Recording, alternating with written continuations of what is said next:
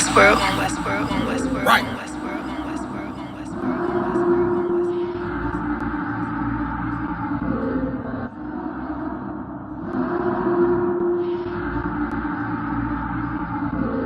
Everything is lawful. Westworld. The pressure on. I remember bringing nothing home. Make it little just to make it known. Steady, ready, better watch your tone. When I was 5'7", I was breaking bone. I had a 5'7", now I want the chrome. 9'11", I was in my zone. Lose the argument or lose your dome. Keep cool, ain't no running up. How damn, now I'm coming up. They coming to kiss me, you dumb or what?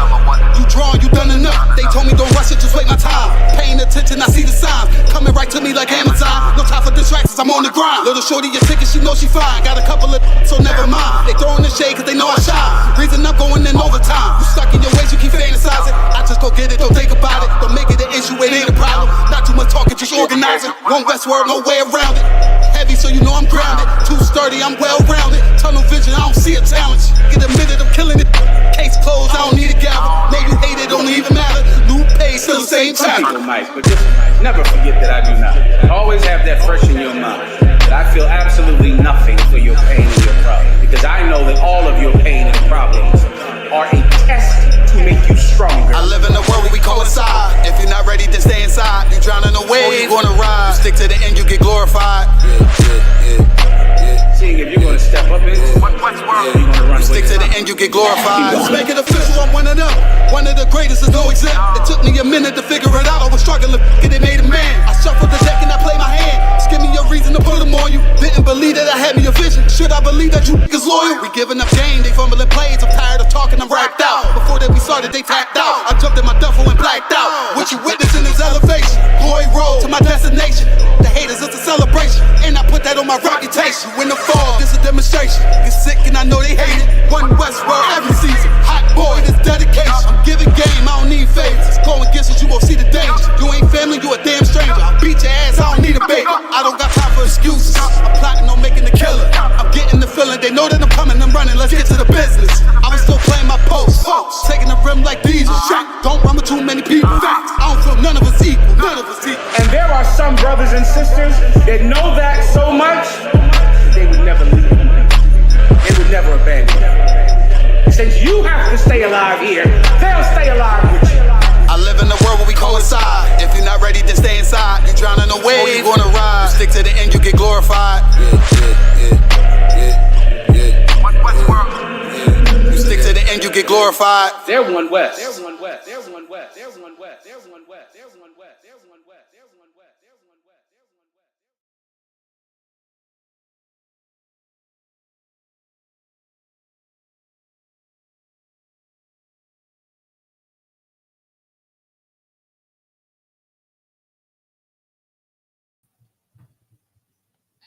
It's the wall, bro.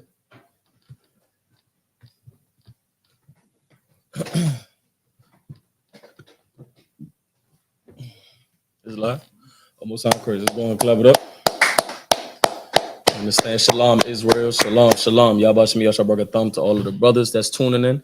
Y'all Shamala Thabashim, y'all shout to all of the sisters that's tuning in. Tonight is the Wednesday night scripture breakdown in the I.S.U.P.K. Washington, D.C. zone. If you have any questions, you know what to do. Get straight up in the chat. Type in your questions. Type in your comments. You understand? Get active in the chat. Go on to press the share button, the like button. We live on the YouTube, the Facebook, the Twitter, the whole 9 yards. What is called again? X. We live on the X app. I don't know why they end up changing these names. You understand? But we live on these platforms, all right? We're going to get to any questions as y'all start to tune in. Any questions in the room? No questions yet? No sweat, no sweat. Any topic that we had already? Going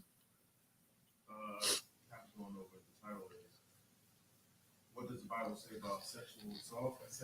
Okay. LGBTQ. Oh man, that I listen. Cap about to go into a heavy topic because I literally just did a video on the on Drake's influence. Y'all seen that? Any of y'all seen that video of that little boy that is his mother, whoever that was in the background, dressed him up like a girl? Any of y'all seen that video? Yeah, that's what's going on. That's what's going on, right? It was a little boy, little black boy that told his mom that he wanted his mother to dress him up as Drake. Now, can anybody guess what that little boy doesn't have when he went to his mother and asked for this? Anybody guess? A father, the water, a father. Can't nobody sit here and tell me that there is not a black man that is needed in every black household, that there's not a man that is needed in every household. Let me tell you something, black woman that's out there. These babies need the balance of having a father and a mother in that house. They need a balance of that's going on, because when that is removed, you are now, give me the scripture, Shapat, in the scripture about removing a strong man from the household. Give me that scripture quick, fast, right? The Bible talks about these things because without this balance and without this structure, you are bound to now teach and guide a household unruly, chaotic, and with a whole bunch of confusion. This little boy asking his mother, can you dress him up as Drake? Has anybody guess how Drake has been dressing recently? Like he buys his clothes from Diddy. That's who. Like he buys his clothes straight from Diddy's closet. He gets his nails painted. You understand? A nice and bright yellow color. He puts colored clips in his hair. And when you go look at this boy has on lipstick. He got on a wig. He got on the whole 9 yards to get dressed up and says, I want to see and I want to look like Drake. Let me help you understand something. When the Bible tells us and gives us these instructions and these rules and regulations that you think that you have an option to follow or not follow, going against them, you don't understand the nature of the law, statutes, and commandments. So you don't understand the value and the wisdom that's behind it. When the Bible tells us to train up a child in the way that they should go, you have to tell somebody where they should go. Everybody wants to follow. I'm not letting man tell me what to do. Everything you know was taught from a man. Everything you know. You speaking the language that you speak. You learning how to walk. You learning how to ride a dang bicycle. Everything had to get taught to you. You understand? So now when you remove that man from that household, and now you disorder the order that the Lord had set for a man to be in charge of that household. Why? Because without that man there, what is it? And the woman, what is the statistic that has led to our black babies out there in the streets, out there in these neighborhoods? Do not these single mother households end up growing up either some destroyed young brother that ends up joining some gang, hitting the streets, wilding out, and they all do it for what, man? I love my mom. I want to get my mom out the hood. That son now becomes your husband. You now treating that man, that son with all of the love, all of this compassion, instead of putting a father or putting a masculine figure, you understand, his father there to now raise him and teach him so that they have this balance, so they can grow up with this knowledge and wisdom on how to be a man and not have to question their sexuality. When we talk about the LGBTQ community, nobody wants to talk about the dark side of the rainbow. Nobody wants to talk about the dark side of the rainbow. It is not all happy shines and skittles. It's not it's not how they try to make it out to be, and that is some happy thing. Why don't you ever attack the thing that made you that way? Why do you want to sit here and tell a lie to something that's not true? And it's not a matter of it's popular and it's accepting. It's accepting because nobody wants to attack the trauma that's taking place. So now why not get joined with the cool kids and go get high, right? Now, why not go join the cool kids and dress like this and throw on all sorts of feminine clothes if you're a boy? And if you're a girl, why not just go ahead and try to be a man and try to be what they call it, a dyke? Why not going to try to do that? Because everybody accepts it. Who's against 420? Who says that love can't be love? I can be loved, right? You have a whole crew, the whole pronoun crew out here. Well, this is my perspective. This is my corrective pronouns, and I'm he and I'm she and I'm dog and I'm other. You on some application marking other, and nobody's going to hire you because they want to know what do you classify yourself as? Because this is what we need at this job. You causing nothing but confusion within that household to these children and these babies, because it starts from that. It starts from that low. It starts from that low. It starts from the foundation. Shapat, you got that scripture for me? Read it when you got the chance. Book of Mark, chapter 3, verse 27. All right. No man can enter into a strong man's house. No man can enter into a strong man's house. It says no man can enter into who? Strong man's house. A strong man's house. The first thing you have to understand is a man has to be in that house. That's the first thing you got to understand about the scripture. The next thing you got to understand, it says a strong man's house. Can't no man enter into a strong man's house, because a strong man mentality wise, he's prepared for war. He understands the neighborhood he lives. He understands the value within his home. He understands how to protect his home. This is the things that make him strong. He has the wisdom to know how does that to keep his values protected. Keep reading. And spoil his goods. And do what? Spoil his goods. And spoil his goods. You understand? The Bible says that Israel is a spoiled nation. Who spoiled this people? You understand? We've been spoiled by all sorts of philosophy, all sorts of doctrines. Why? Because our strong man, our leadership was weakened. Our gates was languished, as it says in the book of Jeremiah. You understand? Our gates and our protection was languished. Now we have punks that's leading us. Now we have people like P. Diddy that's speaking on the politics of black households and talking about black unity. Now we have people like that have been the ones that we've been listening to for years. All of your Christian pastors that have been lying to us and scamming grandmama out of her pocketbook, out her little penny pocketbook, scamming her, and every dollar and every penny that she could get have been scamming her. These are the people that we've been listening to for a long time. And then now you look that they've had their chance. They've had their chance to rule over us. And look how we have been as a people. Our families are destroyed. Our mothers and fathers have been through every single divorce that you could imagine, right? Our children are growing up without their fathers. Our sons at 2 million plus are filling up the jails and the prisons in America. The Christian church obviously has failed. There was no strong man within the Christian church. That this weak behind image you see right here, this was not a strong man. You understand? This is not a strong man for the black household. This is not a strong man for the Hispanic household, nor the Native American Indian household. This was not a strong man for them. You understand? Christianity was not strong and built to give us the wisdom and guidance on how to protect our household. Read it from the top. Book of Mark, chapter 3, verse 27. No man can enter into a strong man's house. No man can enter into a strong man's house and do what? And spoil his goods. And spoil his goods. You understand? A strong man has some valuables inside of that house. You understand? Has some valuables inside of that house. His wife, his children. You understand? His goods, his inheritance. He has a lot of things, a lot of valuables that's inside of that house. And he's able to protect it because he's strong. He's able to protect it because he is not weak. He is not a coward. Go ahead, Shapat. It's like, sir, it's heavy how you say it, because, you know, saying his daughter, his wife, you know, saying coming into to the school, I never looked at the word spoiled as a bad thing. But now that I know the meaning of destroyed and all that, you look at a woman or a child that's been spoiled. That means like you can't tell them no more. You know what I'm saying? That's the main part of it. You can't even tell them no more. That's destroyed. That's definite. It's definite context to that word spoiled, but you making a good point by saying like how you be. So you saying how I'm gonna spoil my son, I'm gonna spoil my daughter. You spoil them would rather be gifts, so you're not correcting them. You what is it? You are sparing the rod. You understand? You're not disciplining them. Go ahead. Okay, now when Christmas come up and they don't get that exact thing they want, they're gonna show you how ungrateful they are. They're gonna act a fool. Yeah. You know what I'm saying? Can't tell them no. Yeah, their minds. Matter of fact, heavy point that how you brought it down that angle, because their minds has most definitely also been spoiled. Now, if you're not there for my life and you got locked up, Officer Bakwash, and you miss 10 of my birthdays, I now hate you because you missed 10 birthdays. Meanwhile, we're not even supposed to be celebrating birthdays. I now hate you because you missed 10 Christmases. I ain't get Christmas gifts from you for the last 10 years, Dad. So now I hate you.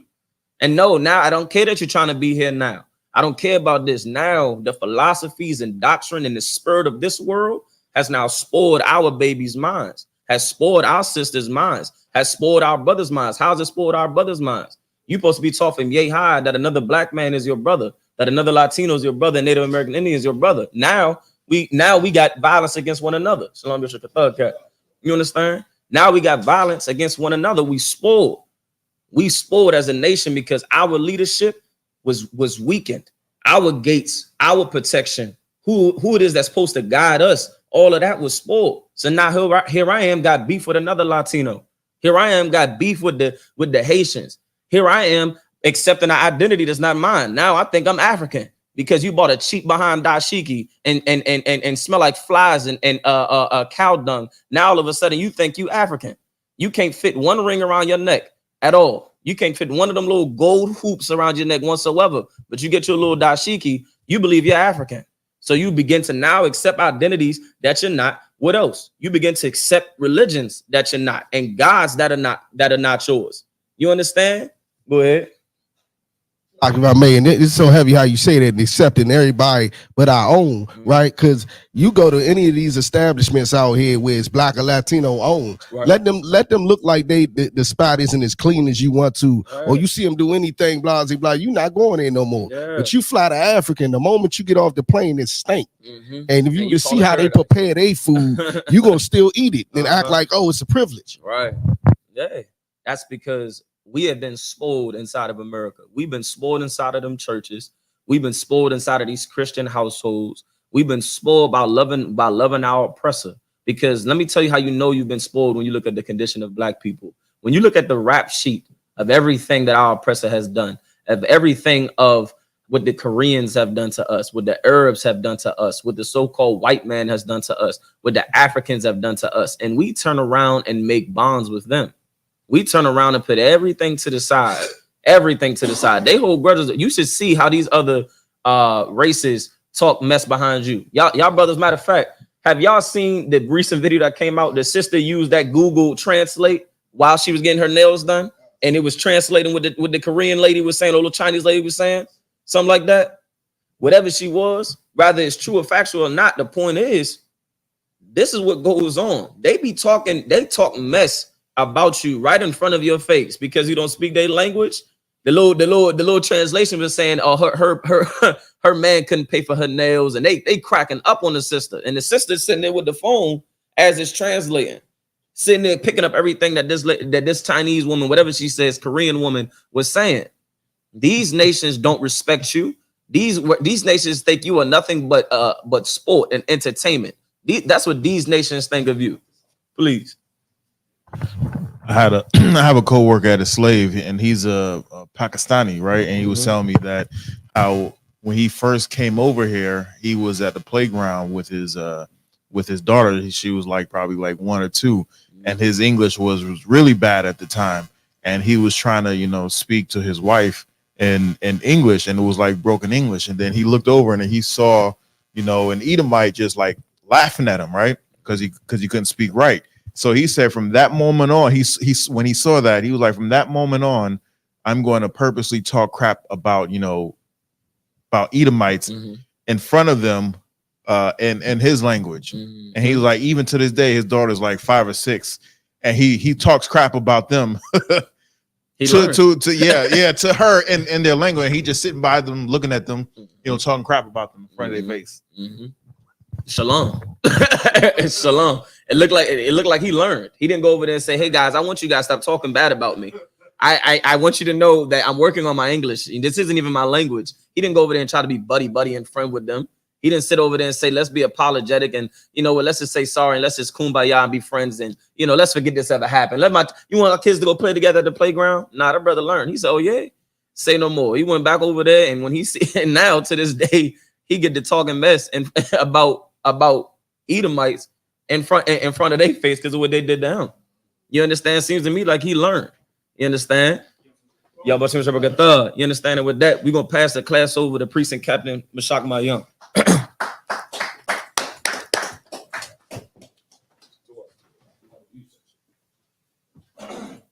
You mind hooking me up with that mother and stuff?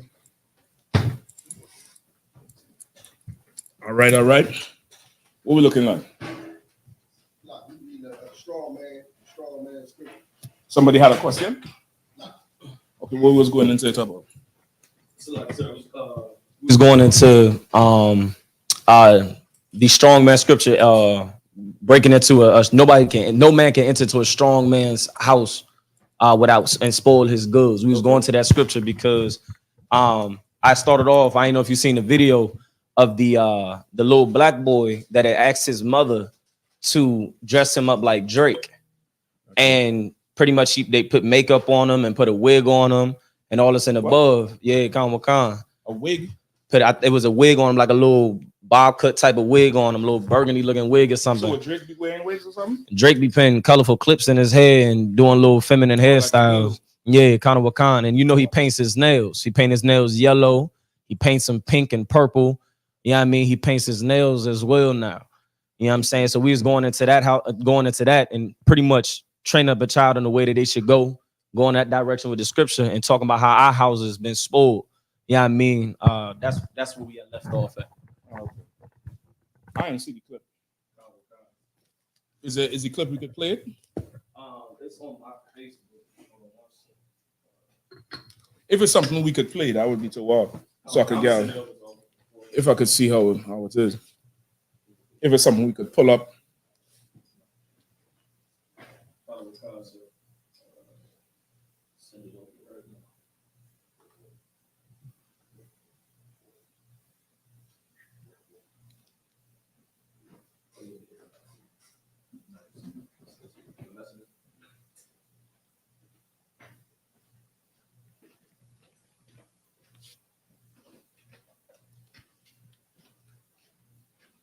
You able to pull this up? Send it to him right now in the message. Just send it.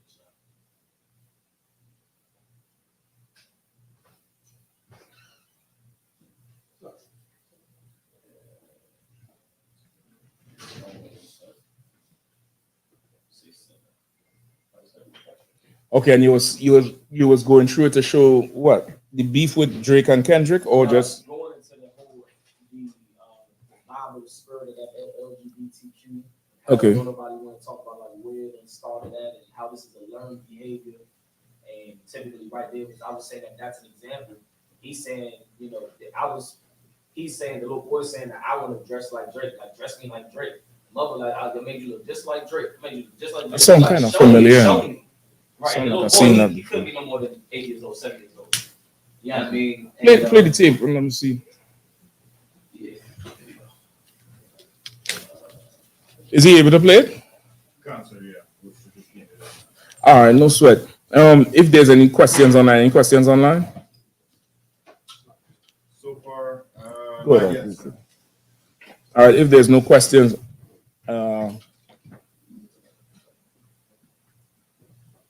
we're gonna definitely get into the topic. All right.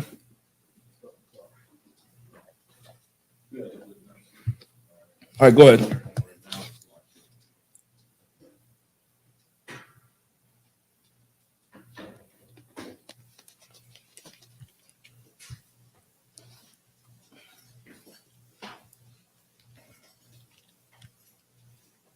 I made him look like.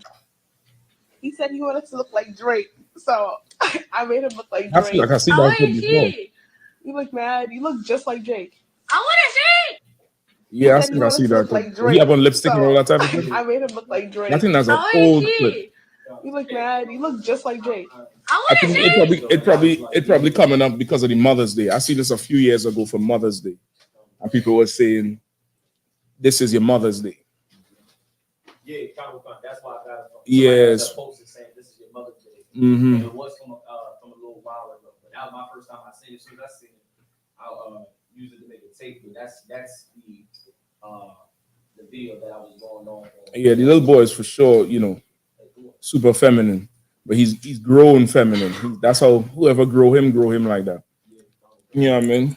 Which is, you know, men is needed in the world. That's all. Men is needed to set things in order, make sure things stay in order, and to correct any kind of action that, you know, is a little bit off. You know what I mean? Go ahead, Al.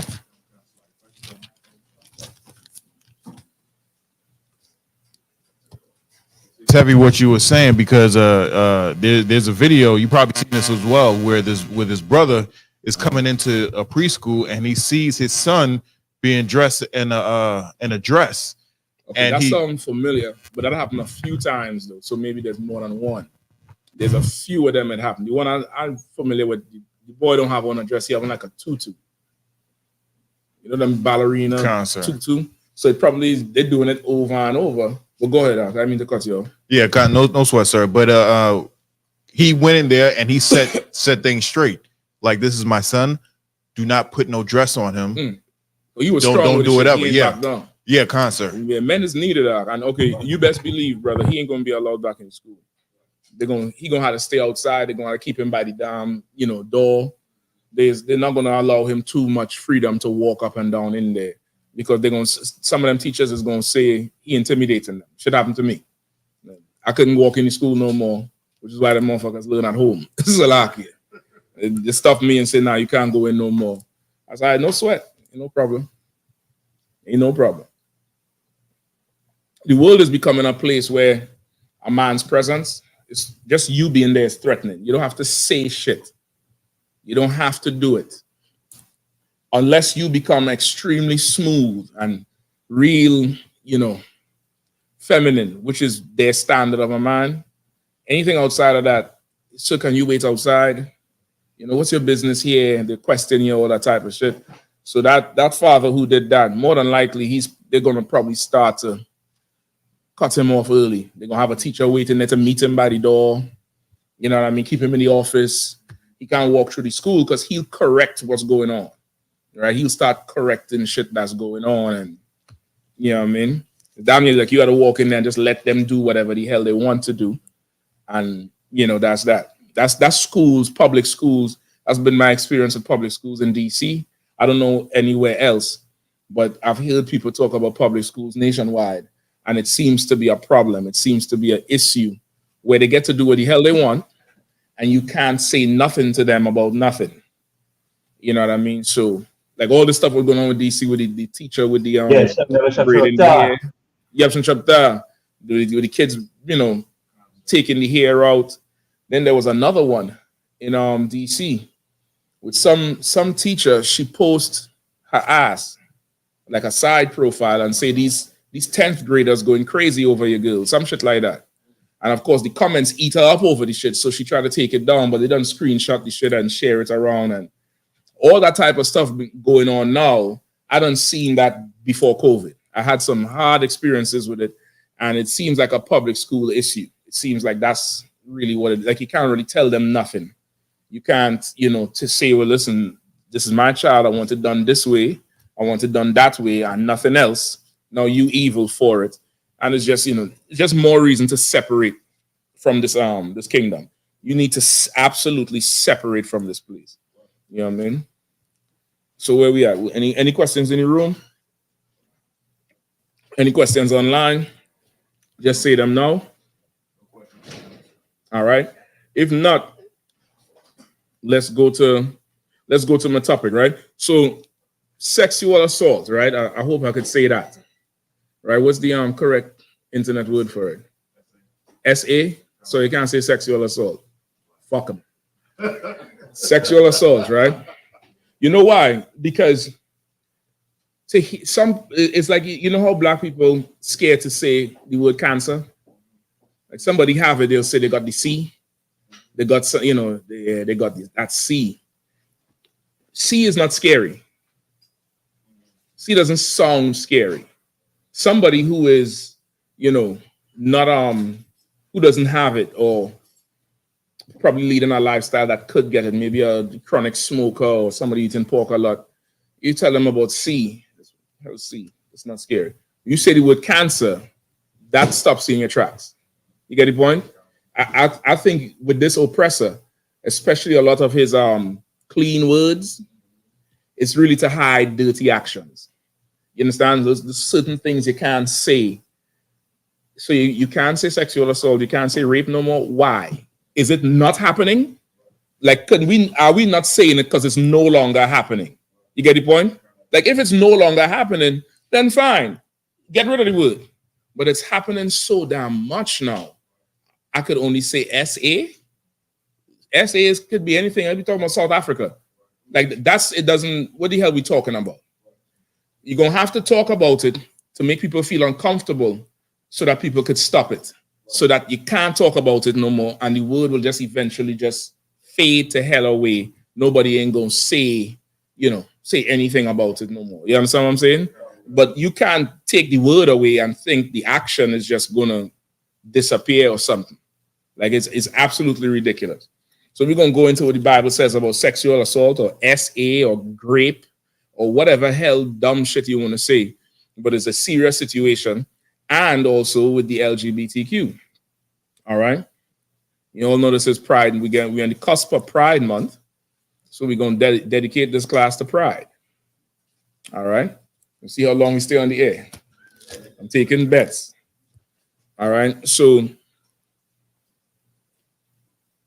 Give me a definition of sexual assault. Give me a definition of sexual deviance or deviant. Give me deviant first. Give me deviant. Give me sexual assault, deviant. All right. And then we'll take from there. I definitely monitor that chat for questions, please. All right.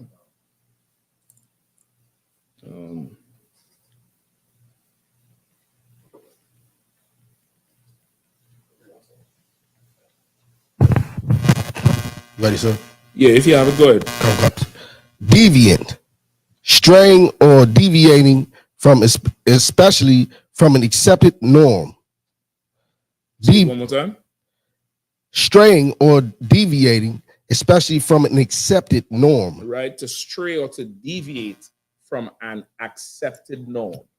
There's a certain normal thing that's accepted, right? That's what you would call culture, right? Or a social norm or a norm in anything. And a deviant or to deviate or deviance is to stray off from the norm into something that's not normal. All right, anything else on it? Go ahead, please, sir.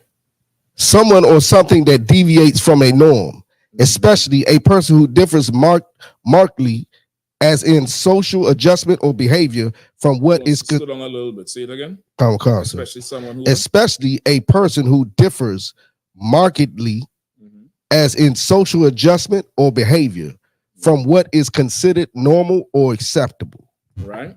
You deviate, a marked deviation, where it's like sometimes you'll have a deviation that's not, it's not alarming. That's just a little bit off the norm. You get the point? That's what you would call what? Preference. You get the point? The norm might be, I don't know, what's a good example? Somebody who has a preference. A norm might be, I don't know, 2-wheel drive cars. Somebody just get a 4x4. That's their preference. It's not, that big of an issue. You get the point? Or like, good example, UK, right? Europe on the whole drive tiny cars, small cars, little 2-door cars, real small cars, right? And the Latino tribes, they like a lot of them smaller cars too, but not that small. Europe on the whole drives small cars. It's very rare to see somebody with a big car. You get the point? So now to see a big car is like, it's not the norm, but it's still a car. It's just a little bit outside. Little bit outside. Now, in a country like Europe, to see somebody with a, one of them DeVille, old Snoop Dogg DeVille that probably the size of this room, that's deviant for them. They're gonna look at you like, why you have to live so lavishly. That's European culture. European culture is very classist. There's a heavy classism going on where to drive a bigger car means you get taxed more. You have to pay more to drive the bigger car because they say you're taking up more space. It's a bigger engine, so you're polluting. You're responsible for more air pollution. It's bullshit, really. All it really is the rich could drive that, and you poor people drive that shit. And it's to keep that divide so that they don't drive around and you with your poor black ass driving something flashy like them to make them. That's really what it's about. It's to keep, the separation of the classes.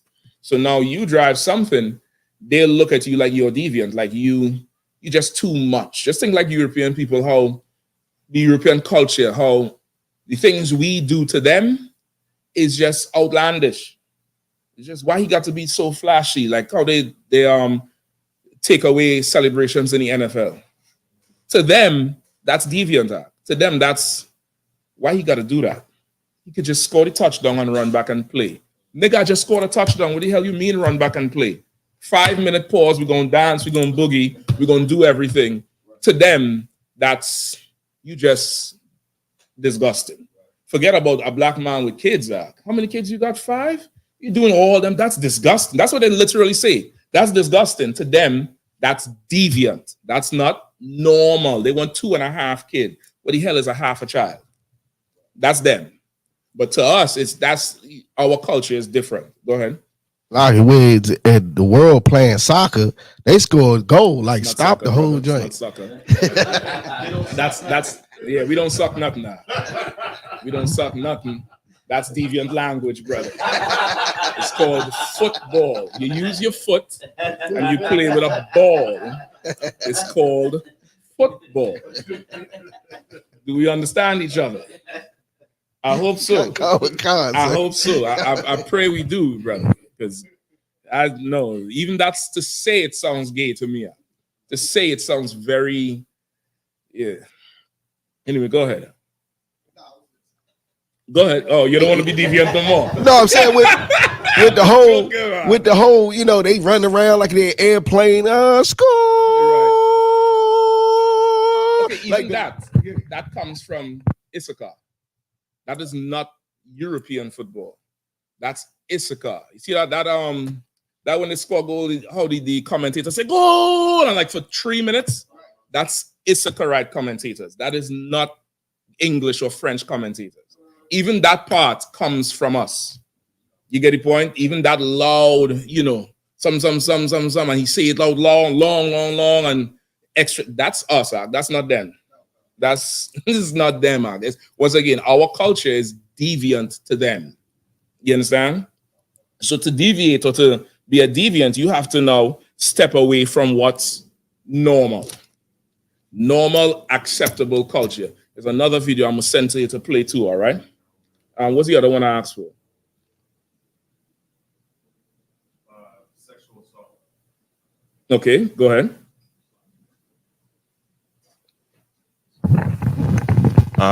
Sexual assault is the term sexual assault refers to sexual contact or behavior that occurs without explicit consent of the victim. Some forms of sexual assault include attempted rape, fondling or unwanted sexual touching, forcing a victim to perform sexual acts such as oral or penetration the perpetrator's body, penetration of the victim's body, also known as rape. Right. So the primary underlying thing here is by force, without consent. Right. So with you doing something without consent, you deviating from what's normal. The problem is in this society, in America, it's normal to do things without consent. Damn near to do it the right way, you're a deviant. You get the point? Damn near. It's the turning of things upside down. It's woe to them that call evil good and good evil. You get the point? So now with them two definitions, let's go into it from a biblical standpoint, all right? Come on. No, hold on before that. Give me Micah 2 and 1. 1 through 2. Let's start there. I'm at the, go ahead, sir. Yeah, I'll take that. We had the book of Micah chapter 2, verse 1. Woe to them that devise iniquity and work evil upon their beds. Right? Woe to them, danger, destruction to them that devise evil and work it upon their beds, meaning lying and thinking about evil. And also on topic, what we're talking about. You get the point? It's doing evil on that bed or in that place where you would have sex with a woman or a woman have sex with a man, but it's evil. Go ahead. When the morning is light, they practice it because it is in the power of their hand. Right? It's in the power of their hand to do evil, to devise iniquity. Right? So like your oppressor, soon the morning wake up, he's looking to see who he could oppress. He's looking to see, you know, how he could get over, how he could make more money. And it doesn't matter who it affects. Right. He goes after that. And similar like, because there's power in his hand, because the typical force usually comes male to female. However, women also violate men, like that tape you played.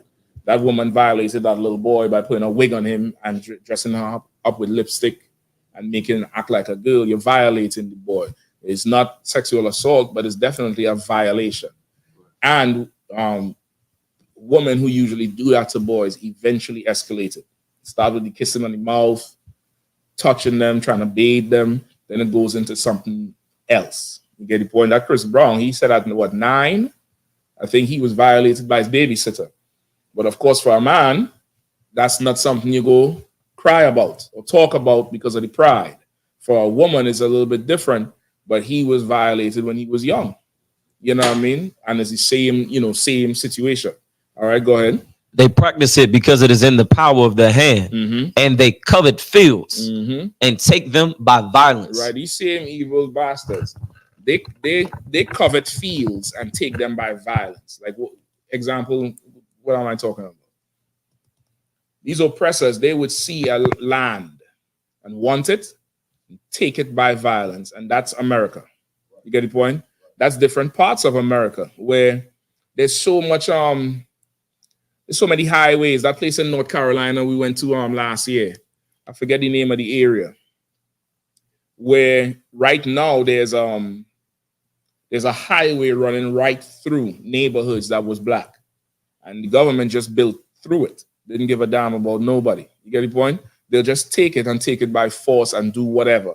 Run you off your land, do whatever. Rosewood, Tulsa, Oklahoma, they covet first and then take it by force, just like a predator who was a sexual assault predator, right? Who is, he's supposed to be on the registry, he or she. You get the point? Go ahead. And take them by violence and houses. And take them by violence, which is force, a physical force, some sort of physical repercussion that makes you freeze or rethink yourself or put you in a fight or flight mode. You get the point? Some sort of violent act or threat that will put you in a fight or flight mode. And again, because of this society, it's so feminine. And this is not attack on the sisters. This is the oppressor. Because it's so feminine, 90% of the times in a violation, you choose flight. You freeze and then flight instead of immediate fighting. You get the point? A masculine society is immediate reaction. And even in a masculine society, sisters will still be feminine, but they would know this is a masculine society. I ain't going for that shit. Like Susanna, in History of Susanna. You remember that? That she lived in a masculine society, even though them two bastards was evil as hell and wanted to rape her. You get the point? But she knew the society she lived in. She's like, well, damn that. Let them kill me then. Lord, I'll fall into your hands, but I ain't dealing with them. Because she's living in a masculine society. Now think about something like that today. Something like that today, the society is feminine. Nobody has faith in the Lord. So now you have Cassie, even though she's a heathen. You have all them girls from R. Kelly. Give me some more. Who else? What was it talk about? Aaliyah, right? All the allegations coming out with Jay-Z and Dame Dash and somebody else. I forget who's the other person who would say what with her. Say again? I don't know who the hell is that. She's the one who's spilling all this stuff about everybody. And so far, majority of what she's been saying has been like true. Okay, she's a gossip. I'm talking about actual victims then. I'm talking about more victims. I'm talking about them 5 boys with Eddie Long. You get the point? It's not a fight society. It's not a masculine society. A masculine society is you're going to have some fight in it. You're going to have some sort of conflict going on. You get the point? Because the society is like that. No, this ain't going on here. This is going on here. We got to fight. Versus this going on here. I want this to go on. Well, let me see your point of view. You understand? It's a totally different thing. All right? Where we at? Verse 2? God will come. Verse 2. And take them by violence and houses and take them away. So they oppress a man and his house, even a man and his heritage. You understand? And that's okay. That same spirit is what's really going on with sexual assault. It's the covet first. You want it, and you don't necessarily. And sometimes the want for it is not because you need it. Sometimes the want for it is because that person has it. You get the point? Like who? Who are we talking about? Precept. It's in the Bible.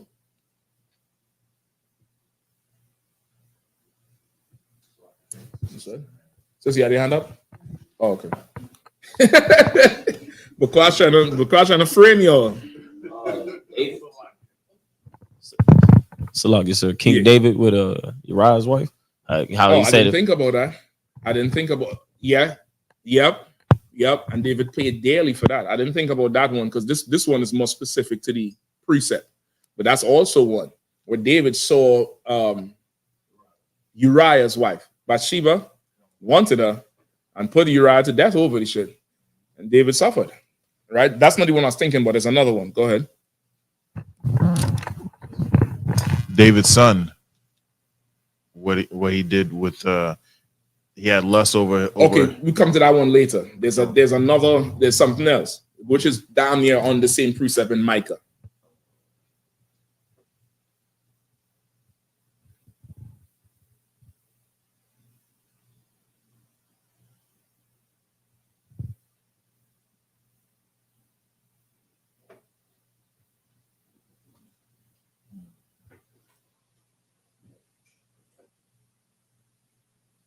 No?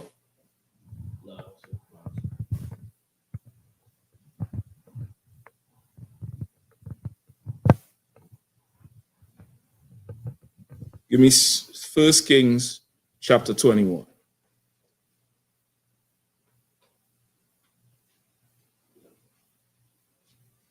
First Kings 21. I'll tell you where to start.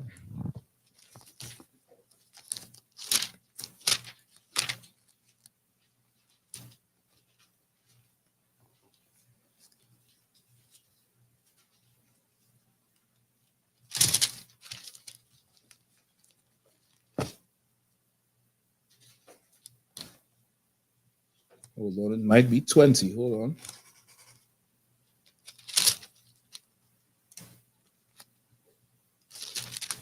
No, 21. I think it's 21. Start at 1. Start at yeah. No, yeah, start at 1. Whoever read it.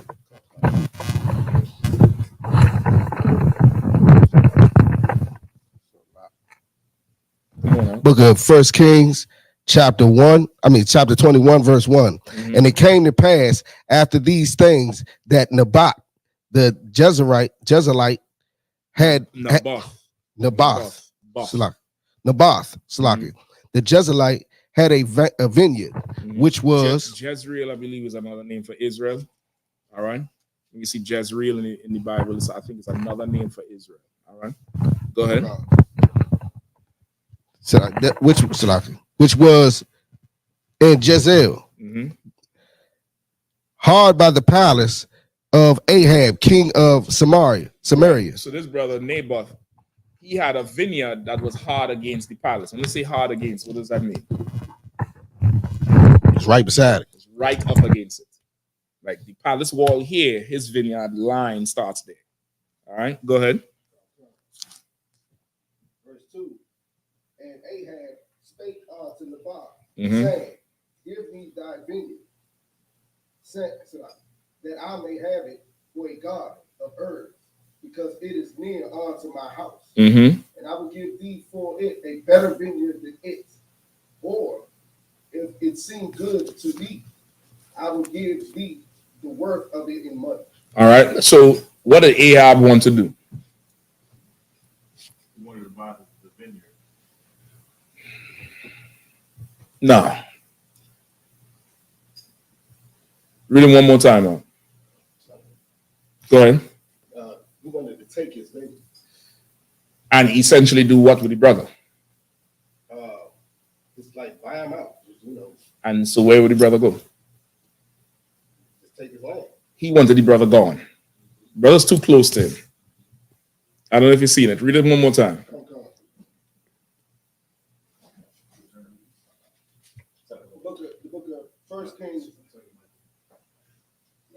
Book of 1 Kings, chapter 21, verse 1. And it came to pass after these things that Naboth, the Jezreelite, had a vineyard. No, read verse 2. Read verse 2. That's where we was at. Come, sir. Got my switch too far. That's right. If you need somebody to grab it, you can grab it or not. Verse 2. All right, let's go. Verse 2. And Ahab spoke unto Naboth, saying, give me thy vineyard. Give me thy vineyard, that I may have it for a garden of herbs, because it is near unto my house. And I will give thee for it a better. Because you want a garden of herbs, because what? Because it's connected to his house. He says near to my house. You get the point? He wanted it because it was near to him. That's it. That's all he wanted. That's it. He's King Ahab. He in the palace. Who the hell is this nigga planting grapes on my wall? All right, go ahead. Okay. Salaki. Give me thy vineyard that I may have it for a garden of herbs, because it is near unto my house. And I will give thee for it a better vineyard than it. Or if it seem good to thee, I will give thee the worth of it in money. Keep going. Okay, verse 3. And Nabal said unto Ahab, the Lord forbid it to me, that I should give the inheritance of my fathers unto thee. And Ahab came. So this land came from what? Ahab's forefathers. It was handed down to him. I said, man, I can't give away my father's inheritance. I can't do that. That's for my son. Right? Go ahead. And Ahab came into his house heavy and displeased because of the word which Naboth the Jezreelite had spoken to him. For he had said, I will not give thee the inheritance of my fathers, and be laid him down upon his bed, and turned away his face, and would eat no bread. This nigga got sick because somebody told him la. He went on his bed, just like we went in Micah. Because there's power in his hand, he went on his bed and he started devising evil. We ain't gonna go all the way into this. This is definitely a good story, but long story short, he killed his brother. I believe he killed him, or he was trying to kill him to get the land. You get the point? He went on his bed and he wouldn't even eat. They come in, king, get some food. Turn his face. And he cannot, function, because how dare he plant a grape near to the wall, right? Does it say exactly where? Hold on.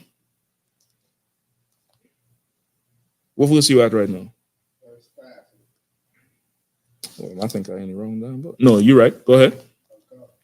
Verse 5. But Jezebel, his wife, came to him and said unto him, why is thy spirit so sad that thou eatest no bread? Right, and this is the famous Jezebel, all right? This is the famous Jezebel. Go ahead. Verse 6. And he said unto her, because I spake unto Naboth the Jezreelite, and said unto him, give me thy vineyard for money, or else, if it please thee, I will give thee another vineyard for it. And he answered, I will not give thee mine vineyard. Verse 7. And Jezebel his wife said unto him, doth thou not govern the kingdom of Israel? Arise and eat bread, and let thine heart be merry. I will give thee the vineyard of Naboth the Jezreelite. So Jezebel is telling him, say, listen, man, you forgetting who the hell you are? You's the king. What the hell you mean? Listen, I'll go get this thing for you. Go ahead. So she wrote the letters in Ahab's name and sealed them with his seal, and sent the letters on to the elders and to the nobles that were in his city, dwelling with Naboth. And she wrote in the letters, saying, proclaim a fast, and set Naboth on high among the people. And set 2 men, sons of Belial, before him, to bear witness against him, saying, thou didst blasphemy God and the king, and then carry him out and stone him, that he may die. Verse 11. And the men of his city, even the elders of the nobles who were the inhabitants of his city, did as Jezebel had sent unto them. So now, what's Jezebel's plan? Who pick up the plan? This is why they don't like the Old Testament. It's grimy as could be. Some good old, power, Godfather ass, grimy, Scarface, grimy. Come on. Pass the mic if you don't mind, bro. I was going to say they planting charges on him. They conspired to plant some charges. She called some brothers and said, listen, this is what we're going to do. We're going to set him on high so everybody know who he is. And then we're going to get 2 notable men to come and say he done broke the law, but a law that you could put him to death for. This, from these people here, Just take that same spirit and fast forward to the time of Christ. And when they ask him questions, whose wife is this one? Do you do away with the law of Moses? They was conspiring to kill him. You get the point? This is what was going on back, not was. Shit, hell. This is who we are. That's I'm talking about in the world, of course. That's our people. You get the point? Evil as could be, which is why they had to vacate them seats. They had to get rid of it.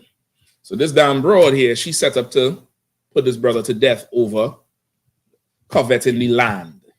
You get the point? Go ahead, keep reading.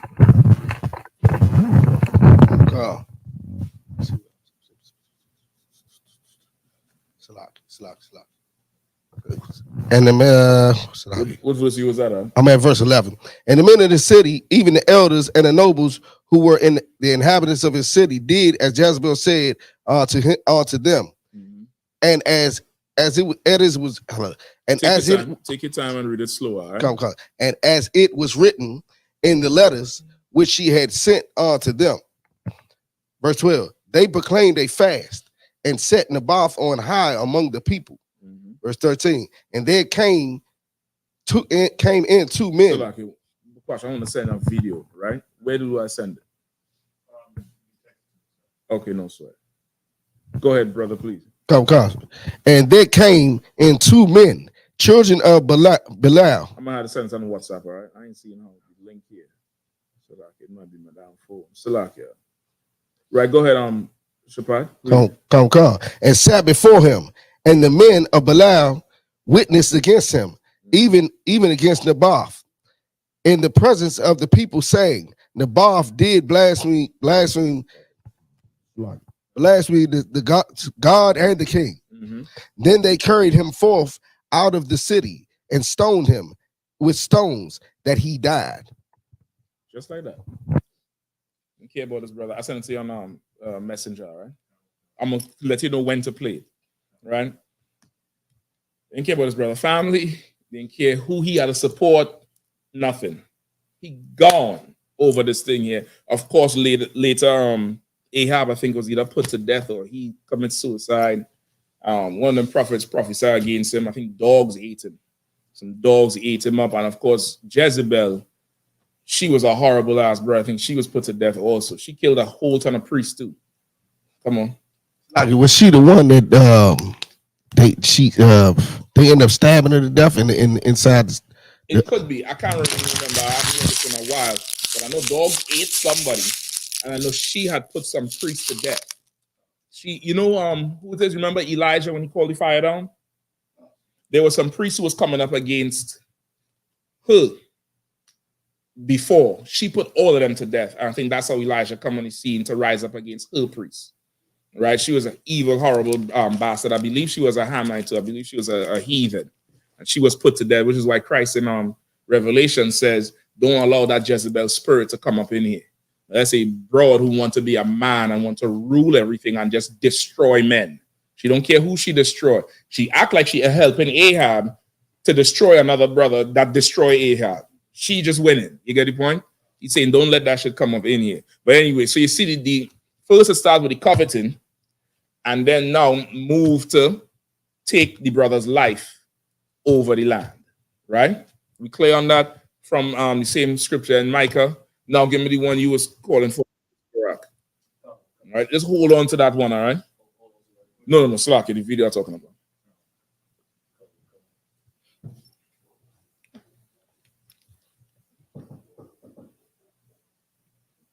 Dun-dun-dun-dun-dun. Dun-dun-dun-dun-dun. You haven't picked up the beat yet. Dun-dun-dun-dun. You haven't picked up the beat. Go ahead, let's read out. I got the book of Deuteronomy, chapter 22, verse 25. Mm-hmm. But if a man find a betrothed damsel in the field, and the man force her and lie with her, then the man only that laid with her shall die. I read it one more time. The book of Deuteronomy, chapter 22, verse 25. But if a man find a betrothed damsel in the field, and the man force her and lie with her, then the man only that lay with her shall die. Go ahead. Verse 26. But unto the damsel that shall do nothing, there is in the damsel no sin worthy of death. Hold on 1 second. Go ahead. There's something online. Okay. Hold on. We'll get to it. Just mark it for me, all right? Go ahead, Barat. Verse 26 from the top. But unto the damsel thou shalt do nothing. There is in the damsel no sin worthy of death. For as when a man riseth against his neighbor and slayeth him, even so is this matter. Right. So now you just get the whole backdrop of it. So read it again from me top. Where yours 22 and what? 25? All right, go ahead. Deuteronomy 22 and 25. But if a man find a betrothed, Bukwash, pull for me also lay hold scripture. If a man find and lay hold of her. Right? Go ahead, read it from the top again, bro, please. Verse 25. But if a man find a betrothed damsel in the field, and the man force her and lie with her. And the man what? Force her. And the man what? Force her. Force her. Right? And we just read the definitions of the rape, the sexual assault is with violence, with force, that type of thing. The one from Micah, it says taking something with force, removing something with force. Man find the damsel in the field and he force her and lie with her. Go ahead. And lie with her, then the man only that lay with her shall die. But then only the brother who that lay with her, he had to be put to death. So first off, that sexual assault or that SA or grape or whatever nonsense they like to say it is, it's punishable by death. It's a death sentence. There's no ifs, ands, buts, or maybes about it. There's no rehab. There's no nothing like that. When Christ started ruling, y'all gonna listen, not y'all, but y'all gonna be longing for America. You're gonna wish because you wouldn't want to let go of your evil, and you would realize the kingdom Christ is building, you will not be able to survive. You're gonna be an enemy of the state. You're gonna have felonies. You're gonna have felonies for eating pork. You get the point? You're gonna have just like today, if somebody takes a dog, kills a dog, and barbecue it, what is Peter? That's the animal protective people. All of them gonna show up, and this person gonna get charged with animal cruelty, right? When in the kingdom you eat a pig, brother, you're gonna get a felony. Something gonna happen to you. You're gonna be a criminal. In the kingdom Christ is building, the average person's lifestyle in America is not going to be able to survive. You're going to be bled out. That's all I could tell you. It's the best way I could tell you. Right? Something like that. You force a woman, you force a child. You impose your will on somebody in that way to violate them like that. According to God, it's punishable by death. It's punishable by death. You're going to have a ton of grace now to stop, but it's punishable by death. And that's going to wipe out, the Christian church. It's going to wipe it out because that's where everybody goes on Sunday after they done violate people during the week. And then go in church and sit amongst others who violate others in there. You get the point? Keep reading. Verse 26, but unto the damsel thou shalt do nothing. There is in the damsel no sin worthy of death. Right? Unto the woman, you will do nothing. Because she did nothing worthy of death. Why is it saying? Why does it have to say here you do nothing to her? Why? Because also what could happen, which happens a lot in this kingdom, some woman go lay with a man, and then later on, the woman says what? He raped her, which is what happens to a lot of them ball players right as they're on the cusp of Division 1 going to the NFL or Division 1 going to the NBA. A lot of men don't get locked up behind it, and then now come to find out the broad was lying. Nothing is done to her, but his thing is done destroyed. For a woman or a child in that situation, you have a responsibility that you have to fight. You cannot consent. You cannot even give in one iota. You have to fight, and if you don't fight, he doesn't die. You get the point? If you fight, the Lord is going to put him to death. You cannot let it happen. You cannot abide. You cannot just, you can't want to live another day. You can't. And it's going to take a very masculine society for that. Even you tell somebody that today, what's the average person's response? You tell somebody that today. What will they say?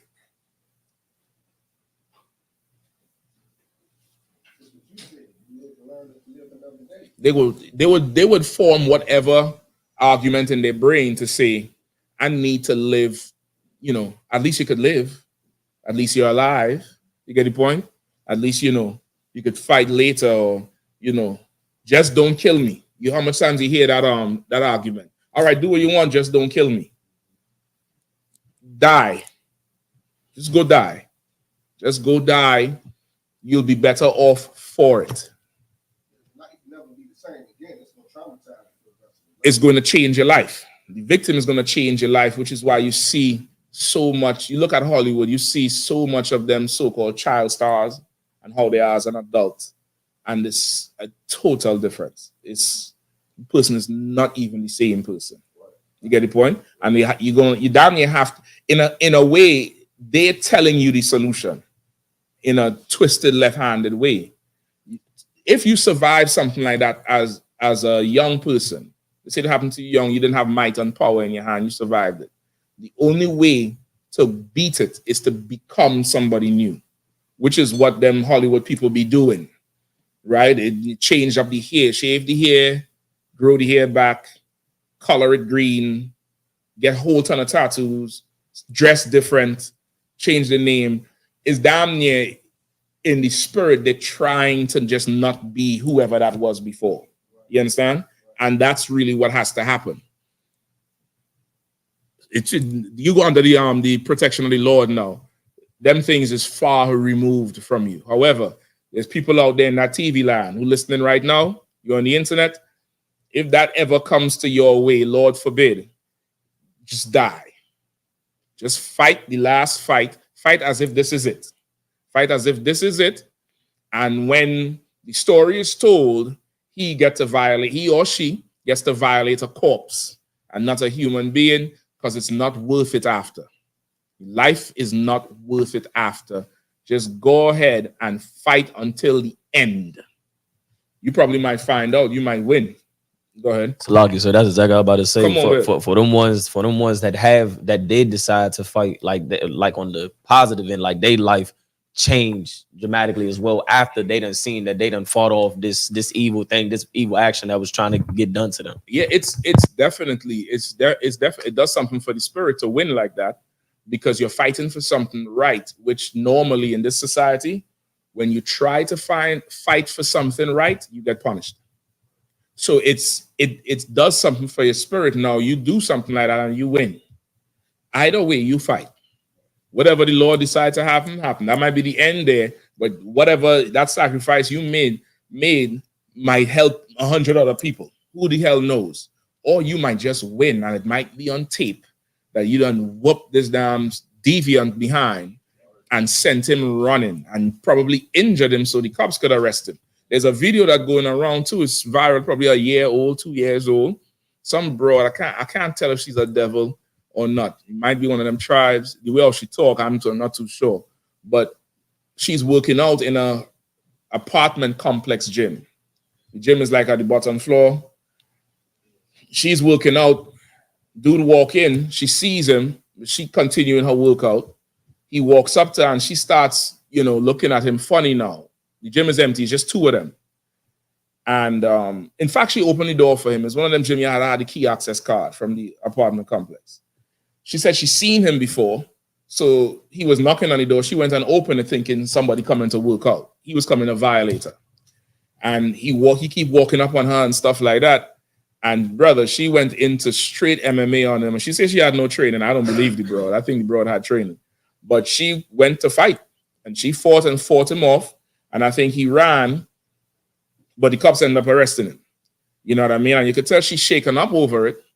But brother, imagine she ain't fight. Like, imagine what would that do to her mental. You in the gym to do what? Get stronger. At least that was supposed to be, not, for Instagram. But she in the gym there doing her reps to get strong. And when it's time for the strength, what you're training for to get put into play, you collapse. You would never be able to do nothing. You would end up not being able to even brush your teeth. You'd be under a bridge somewhere. But what she did now, she put it into action and do the whole thing, went viral, gives so much people hope. You just fight and just die. Just make up your mind. This year is way bigger than me. And no sweat. You want it? Let's go. Let's get it. You get the point? It has to be that. So here, that's why they're saying there's no fault in the woman because he did force her, which means she put up a fight. You get the point? He did force her. The opposite of that would be consent, which would be adultery. You get the point? In the case, or her playing the whore in her father's house. All right, where we at with it? Read that last part with read 26 and then 27 again. Go ahead. Chapter 22, verse 26. Mm-hmm.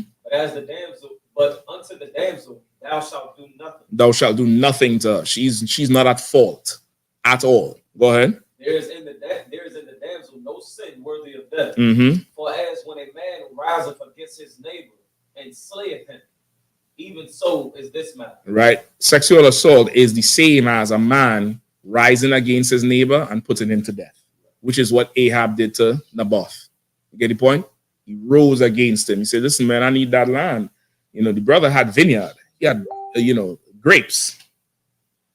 He ain't even say, I want to start a wine something. Let me buy that. He said, I'm going to put herbs on that shit.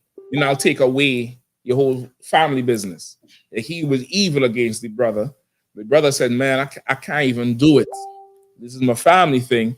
Ahab got sick, went home and fasted and became angry and sparked the whole thing to put his brother to death. It's the same thing. It's the same thing. You're killing that spirit of that person you violate. That person is no longer there anymore. There's a shell of themselves. Now they have to become somebody new. And in the Israelite school of I.S.U.P.K, you can become somebody new. You could start from scratch again and rebuild and be somebody who nobody ever violated. You could be a sister who no man ever touched and start brand new, and your husband will cherish you like a gem. You could come in here, if it happened to a brother when he's young, you could come up in here and learn now to be strong. And learn now that you know what happened to you before was not right.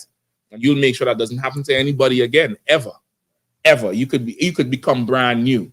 But if you now, as an adult, after hearing this, you don't fight, you're trying to save your life, you're playing the game the wrong way. You had to try to lose it.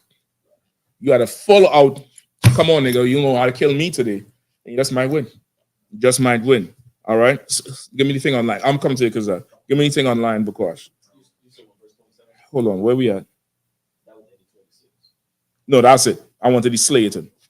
Come on, I'm gonna come to you after, all right? Go ahead. What was the person online? It's Harry. Says Hamites. Harry a devil? I don't know. It just has a letter. Okay. Says most likely a Hamite. It says Hamites are not West Africa. You're the only ones. You're the only camp that says that. Well, I mean, thank you, Harry. Give Harry a hand, man. That's an effing compliment. So you mean we doing something nobody else is doing? I think that's the definition of holy, Harry. Isn't that right? Holy means what? Separate, right? And set apart. Well, damn, Harry. Good night, Harry. Harry, you told the truth. Harry.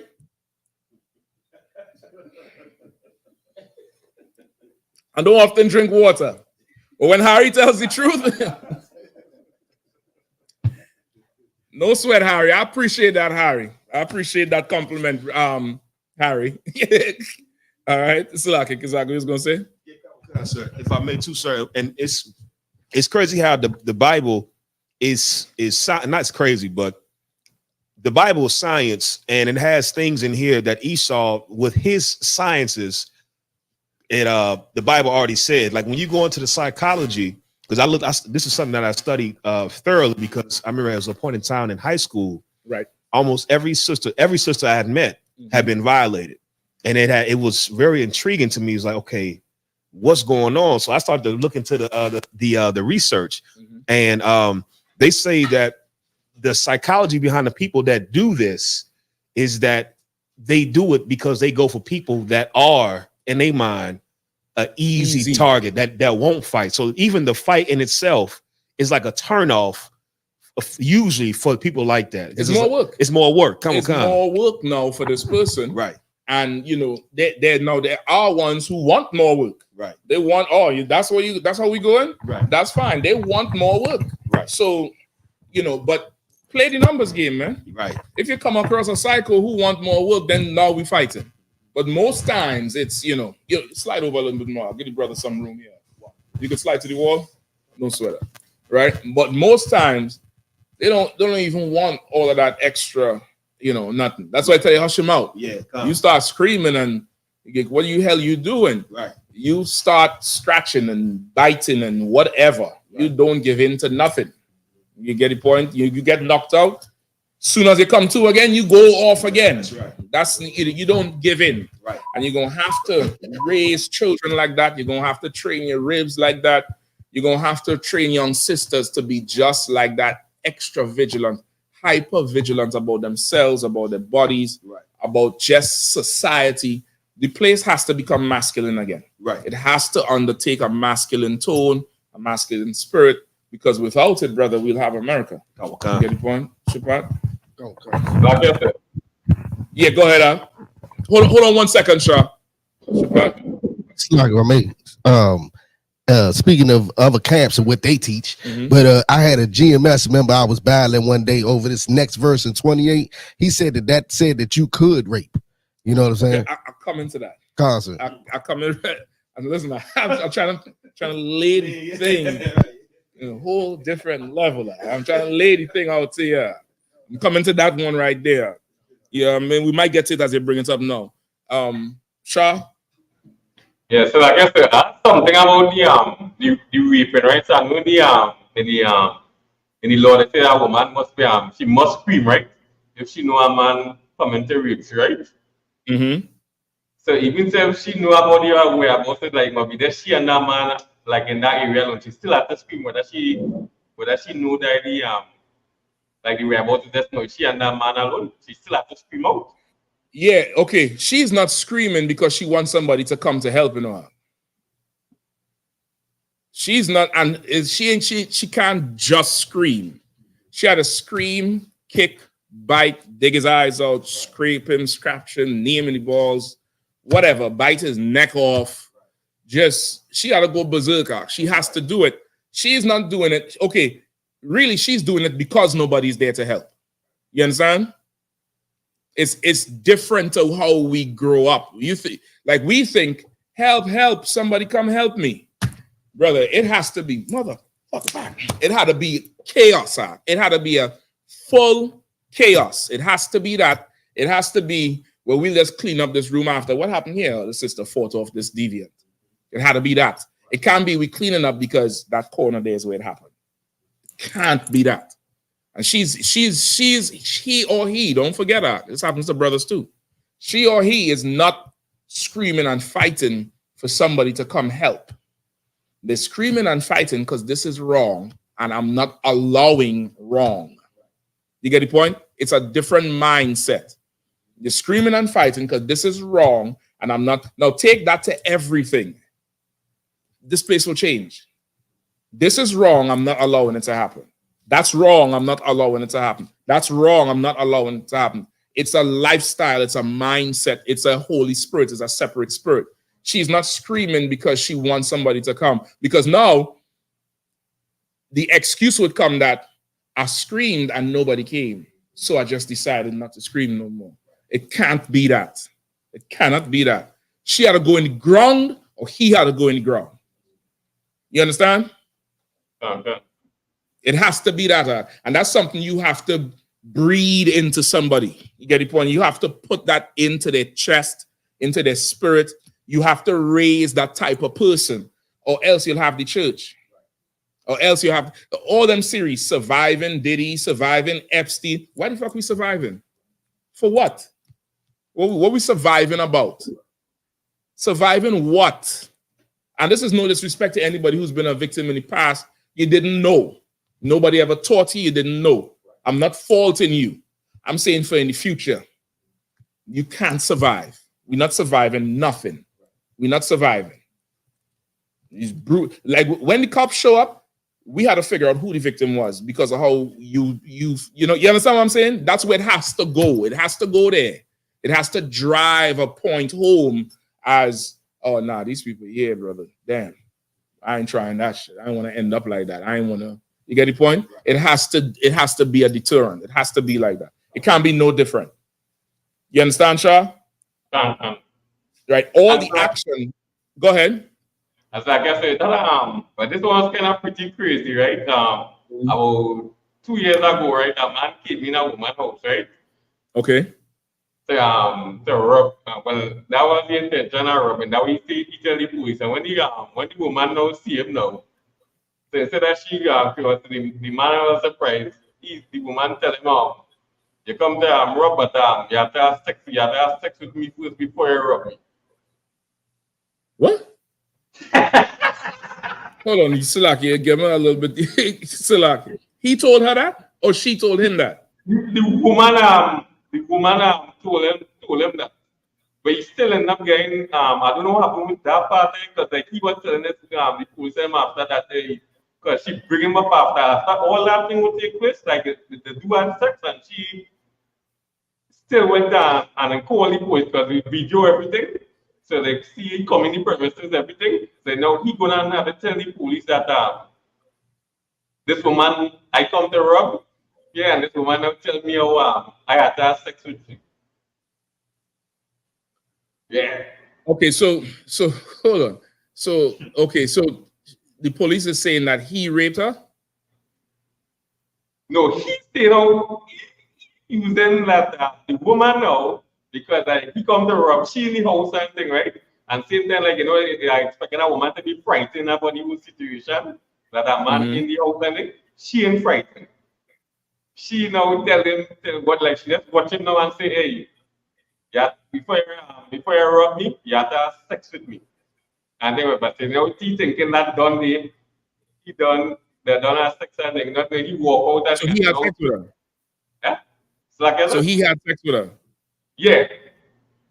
Okay, that's what we was talking about at the beginning of the class. They both deviant. They deviate from the norm.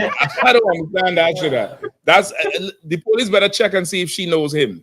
That sounds like they know each other. And that sounds like she has a husband and she's with this guy and he had to be a robber to come in the house. That's what the hell I don't understand how the hell that could happen. It sounds like she knows him. You get the point? It sounds like Trinidad needs some some officers. You know, better go and apply for them jobs. If the police taking that shit, then the robber probably was a cop too. He probably was a man in uniform that night. That's probably what the hell happened now. That's a hell of a story, brother. Damn. Yes, and I guess so he tried to use that now. Why did something court? Because he tried to use that to see that. So this went to court. So this is like a serious, legitimate story. Listen, y'all hurry up and get your visas and come to America. I never thought I'd say it, but just hurry up and get your visas. Yeah, I mean, we could grow mangoes up here too. Don't even worry about it. Grow mango up here, curry goat, whatever it is you want to do. You could go fishing. Well, you might probably have to get you all out of there. Get bread. Damn, this went to court. Shit. There's not a man to till the soil. I tell you. Y'all hurry up and raise up Trinidad. Hurry up and get Trinidad online, brother. Damn. That's crazy. Tell me this. Does the woman have a husband or married? That part is that I didn't about any husband. But yeah, I would find out. Like the most I know some of them really like, you know, that lunatic woman out here for real. Now it's like, what's the part of this female? But like this man come in the place and she says she bawling and screaming, but she see a man now and like she engaging the man in yeah, she engaging him because this had nothing to do with no robbery. Yeah. And that woman, I'm guarantee you that woman have a husband. I'm trying to tell you. That robber is boyfriend number 2. Get the point? They call that role playing, Shaw. That's what they call that. Sometimes people do that to spice things up. They call that role playing. That's what the hell happened. It ended up in court because she have a man. And now she had to say, you know, this was a robber and he violated me or whatever else. But that's what it is. I guarantee you. Let me know if I'm wrong. But we had to get you all out of there. Quick. Go ahead, Bakwaj. Go ahead. All right, hold on. One more question. Say again? One more question. When coming to the on teen animals like the camel and thing, you know, we go use the all the coat and thing to make clothes and thing, right? Right. But it have anything like taking medicine like people using medicine from them unclean animals. Okay. No, because okay, a lot of people have a question about the camel with the hair, right? You all know a camel hair falls off on its own. Like you don't even have to wait till it's dead to go shave it. A camel hair, there's a video. I'm gonna look for it and send it to you. You could probably find it online. There's a video where the camel hair gets thick, like I don't know how to, like brothers who braid their hair, right? You know how when you take your hair out and you wash it and you blow it out, how it look? The camel hair look just like that, just more matted. And brother, you could just pass your hand like this, and the hair would just fall off. You could do this, and it's like you're cutting a whole sheet off of the camel hair. It sheds itself naturally. So something like that falls off, his hair is not unclean. You get the point? But the body, now if you're saying the medicine is coming from the body, that's what it would be unclean because you're taking it into yours. You understand what I'm saying? Okay. Now the bigger question is, Shah, why is this person so pressed for this unclean animal medicine? It could be because the things they're already eating is unlawful. You get the point? It could be because of the thing that they're already eating is unlawful. That's making them sick. You get the point? The thing that making them sick is unlawful because let's say a camel have some medicine that they have now that cures something. That got to be some extreme shit that you got that you need a camel hump to cure it. You get the point? Maybe you should just stop doing what the hell you're doing in the first place. You understand, Shah? Okay. All right. Bukwash. Somebody who will give me Judges 19 next, all right? Harry came back on and Harry's back? Khan. Holy Harry. Khan, sir. He says, this camp is the truth, the only camp who sticks to their word. That's what he said? Man, give Harry a hand, man. Harry, I thought he was a young. Come on, Harry, man. Harry, are you an Israelite? Come on, Harry, man. Shit. Hey, listen, I'm over here. Harry, forgive me before I have sinned, my brother. I'm over here clowning the hell out of you, Harry. You get the point? I'm over here doing it. Let me know if you're an Israelite, Harry. We'll have a drink, Harry. Hell, we'll change that name too. Right? Anything else? Khan, sir. Go ahead. And there's a question. Damien says, Shalom, can I get an understanding in Jeremiah chapter 8, verse 5 through 12? All right, we'll try to get to it. All right, let me finish this one. We'll go through a little bit more on this, then we'll get to it. All right. Judges 19 next, right?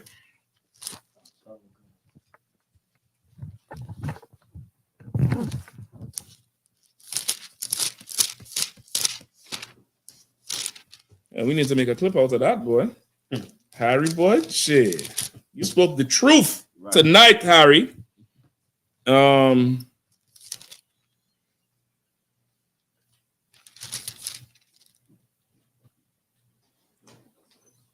All right, let me get Judges 19 and 1. Whoever reading, let's go ahead and read. Kadawaka, sir. We had the book of Judges, chapter 19, verse 1. And it came to pass in those days. Deuteronomy 22, the one that you was talking about. It was 27? 28? No, sorry. All right, go ahead. Kadawaka, the book of Judges, chapter 19, verse 1. And it came to pass in those days when there was no king in Israel, that there was a certain Levite sojourning on the side of Mount Ephraim, who took to him a concubine out of Bethlehem, Judah. Verse 2. And his concubine played the whore against him. Right. So he took this rib. It says concubine here, but this is, when you look up the Hebrew, it says Ayasha, which is woman, meaning this was his woman. This was his rib. Right. But this is like a mistranslation here in this particular one. It's not a concubine. Why? Because a concubine is two things. Go ahead, Mike. Like a spoil of war. Spoil of war, and what else? It's damn near the most important thing. Well, equally important. Concubine is a spoil of war, which means you had to go to war and you had to put her father to death. You had to put her family to death. That's the only how. If the father and them is alive, you can't take her as a spoil of war because the father alive. You get the point? Go ahead, Bukwash.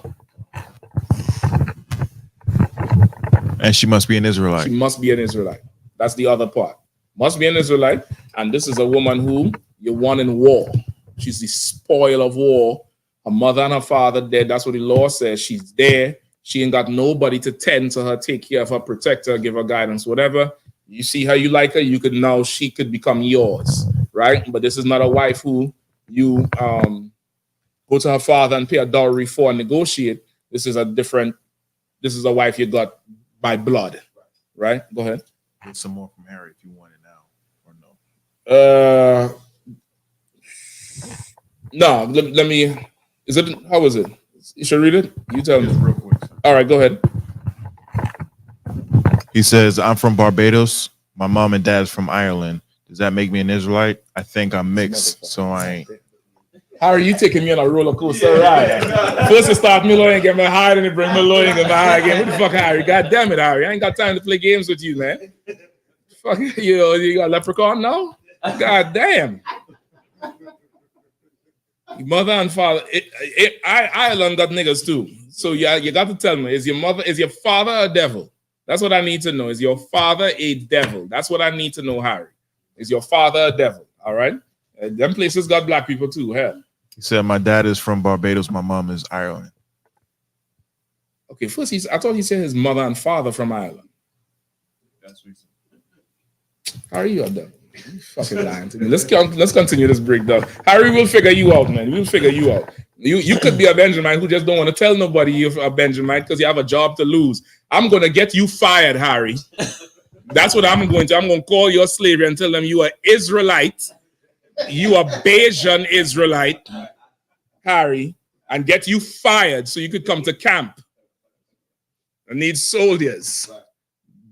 Read that. I ain't got no time to play no games with Harry, man. Harry, you know what I mean? Go ahead, Harry.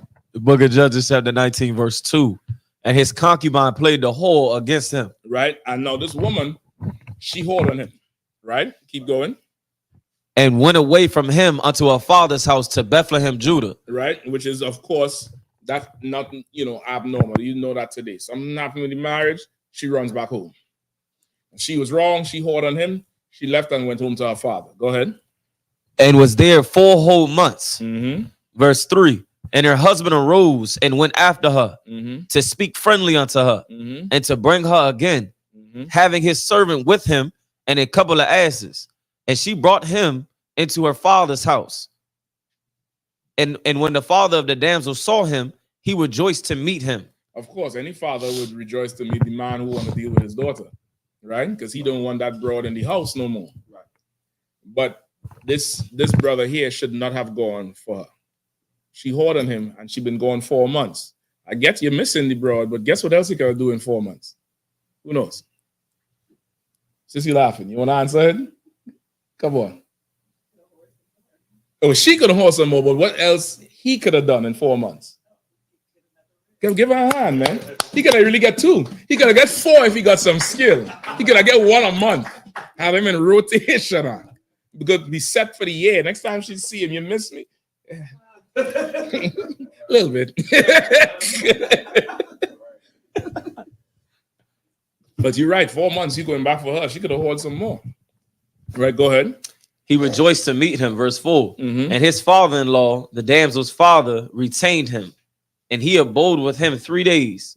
So they did eat and drink and lodged there. Verse 5. And it right, so he stayed there 3 days. He come to get the girl back. She about to go back with him. After 4 months, I don't know if you think the whole wash away in 4 months, or it's forgotten. But he should not have done it, right? And that's just a lesson to brothers: don't abide with her. Don't. If it doesn't pass, no sweat. You didn't know nothing from tonight on. Tomorrow you find out she holding on you. Rejoice, freedom. Give us free, nigga. Give us free. Let her go. You get your point? Keep going. Verse 5. And it came to pass on the 4th day, when they arose early in the morning, that he rose up to depart. And the damsel's father said unto his son-in-law, comfort thine heart with a morsel of bread, and afterward go your way. And they really, the father doesn't want him to leave. It could be for a number of reasons. Just think like today, right? You go to you go to see your rib father, or you just think like that. He's older. He probably don't have help around the house. Another man coming to the house, you know, I mean, he trying to show you a good time. He trying to get with you. So he delaying them. He don't want the brother to leave. All right, skip me down to where did they leave? Skip me down to 10. Judges chapter 19, verse 10. But the man would not tarry that night, but he rose up and departed and came over against Jebus, which is Jerusalem. And there were with him 2 asses saddled. His concubine also was with him. Right. So he there's one more day the father-in-law wanted him to stay. And he said, nah, I had a roll. He ain't gonna tarry no more. So he rolled and he ended up in this place called Jebus. Go ahead. When they were by Jebus, the day was far spent. And the servant said unto his master, come, I pray thee, and let us turn into the city of the Jebusites and lodge in it. Verse 12. And his master said unto him, we will not turn aside hither into the city of a stranger that is not of the children of Israel. We will pass over to Gibeah. Verse 13. And he said unto his servant, come, and let us draw near to one of these places to lodge all night, in Gibeah or in Ramah. Verse 14. So, of course, he trying to not go amongst the heathen because he knows the culture of the heathens, right? He knows how the heathens are, right? Go ahead. Verse 14. And they passed on and went their way, and the sun went down upon them when they were by Gibeah, which belongeth to Benjamin. Verse 15. And they turned aside thither to go in and to lodge in Gibeah. And when he went in, he sat him down in a street of the city, for there was no man that took them into his house to lodge. Which, of course, why they make mention saying there's no man that took them into the house to lodge? Why they make sure to mention that?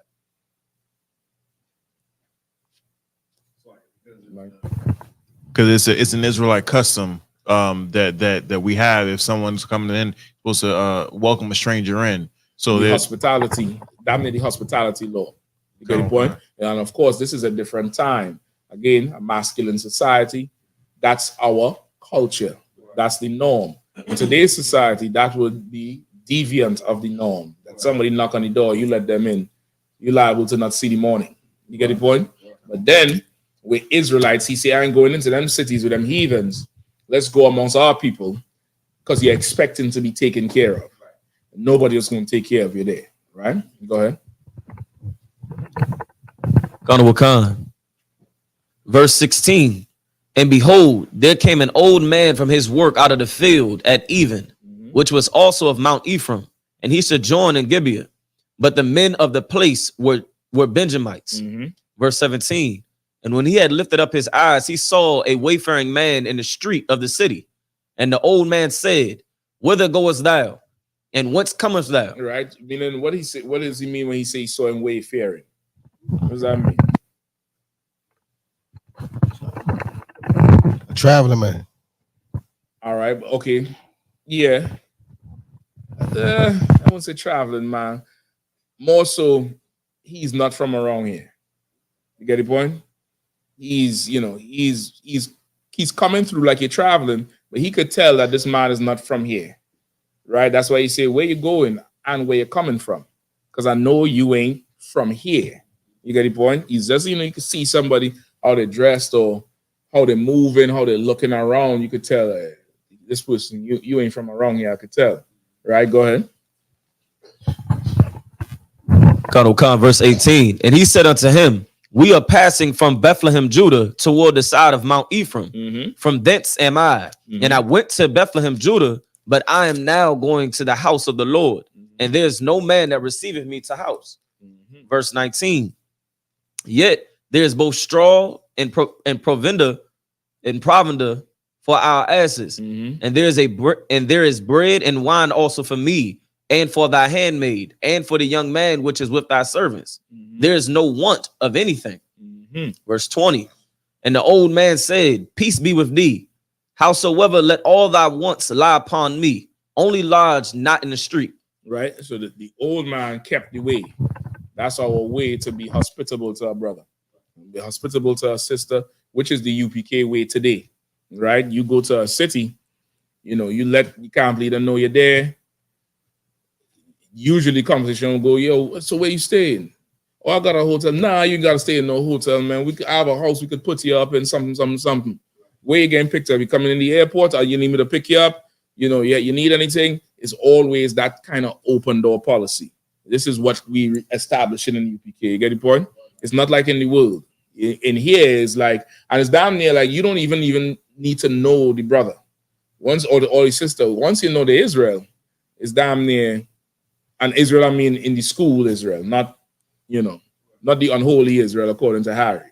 I'm talking about the holy Israel, right? The ones who know the Hamites is Ham, and not some whatever else they're confusing themselves with. But once you know it's them, it's, you know, it's hospitality, right? Keep going. Verse 21. So he brought him into his house and gave provender unto the asses, and they washed their feet and did eat and drink. Verse 22. Now, as they were making their hearts merry, behold, the men of the city, certain sons of Belial, beset the house round about and beat at the door and spake to the master of the house. Beat at the door. Damn. Nigga, thirsty. You get it going? Thirsty. What does it mean, sons of Belial? Who knows? What does it mean, sons of Belial? So like that's is that like saying like evildoers?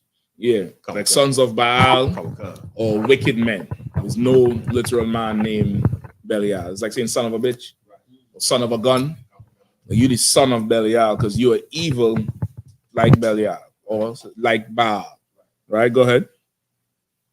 The men of the city, certain sons of Belial, beset the house round about and beat at the door and spake to the master of the house, the old man, saying. Right, so these is Benjamites here, but these is, even in Benjamin, these is wicked ass niggas.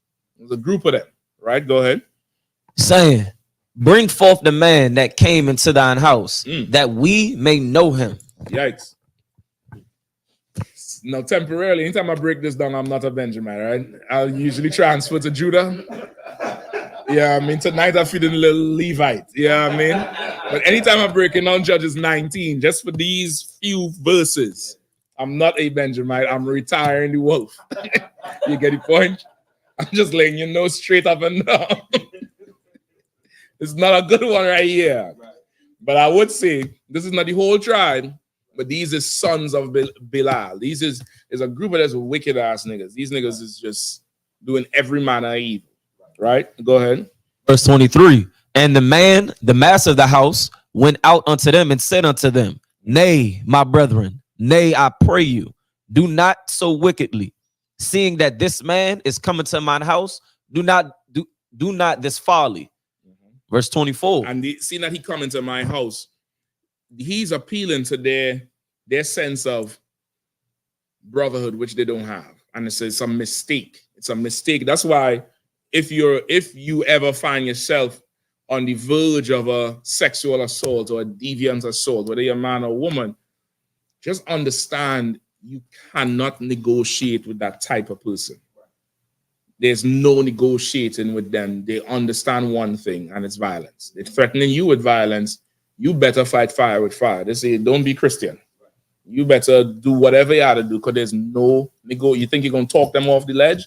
They're going to push them off the ledge. That's where you had to go with it. This brother here, he trying to appeal to them. He's an older brother. He say, man, listen, especially he come under my roof, man. And you know I can't do that shit. Like he's under my roof now. Because now in Israel, you take somebody in under your roof, you really giving them surety. Like they could relax now. They could chill. They can't wake up tomorrow and the car gone. They can't wake up tomorrow and some shit happen because now, man, you know, so you didn't tell me there's steal around here? You didn't know that, you know what I mean? Like you had to look out because they at your mercy. You live there. They're under your roof. You have to now take care of everything. He's trying to appeal to them on that level for the culture of the place. They're not having that shit. They're not having that shit. Go ahead. Verse 24. Behold, here's my daughter, a maiden, and his concubine. Them I will bring out now, and humble ye them, and do with them what seemeth good unto you. But unto this man, do not so vile a thing. But the men would not hearken to him. Brother, up until this point here, I did not know he offered his daughter to her. In this, all the time I'm just thinking is the concubine. You know what I mean? Go ahead. But the men would not hearken to him. So the man took his concubine. So no, they ain't listening to him. Come on. He said she was a maiden, so that means she had never had sex, right? No, she's a maiden. I believe that means she's a little bit older. Okay. I believe she's a little bit older. I'm not certain. I could check it up and see exactly maiden, but I don't think it means that though. I could check and see. It's like if I mean, so like when the law says you know, if a man speak wrongly of a father's daughter and say she was no maid, basically that's not the same thing as maid. I thought it said damsel is what they use, I think. Maid is the one where it says when you talking about she had sex before, you gave me a daughter that had sex. Let me see. It might be that. It could be possible. I'm just not 100% sure. Barack? Come. Let me hear it. In the Strong's Concordance, feminine passive, a version from her privacy, sometimes by continuation, a bride, also figuratively a city or state's maid virgin. So it could be. It could possibly be, as you said. It could possibly be that. I can't say for sure. Probably I'll just check it with one of the generals, or even has a hab with the Hebrew. All right. Go ahead. Colonel Khan from the top of verse 25. Right. So they end up, they didn't hear. They wanted the men, but then they took the concubine. Right. Go ahead. But the men would not hearken to him, which is the brother's rib. Right. Go ahead. So the man took his concubine and brought her forth unto them. And they knew her and abused her all the night until the morning. Right. So the brother who went back for his rib, he's like, he ain't gonna let that happen to the brother's daughter.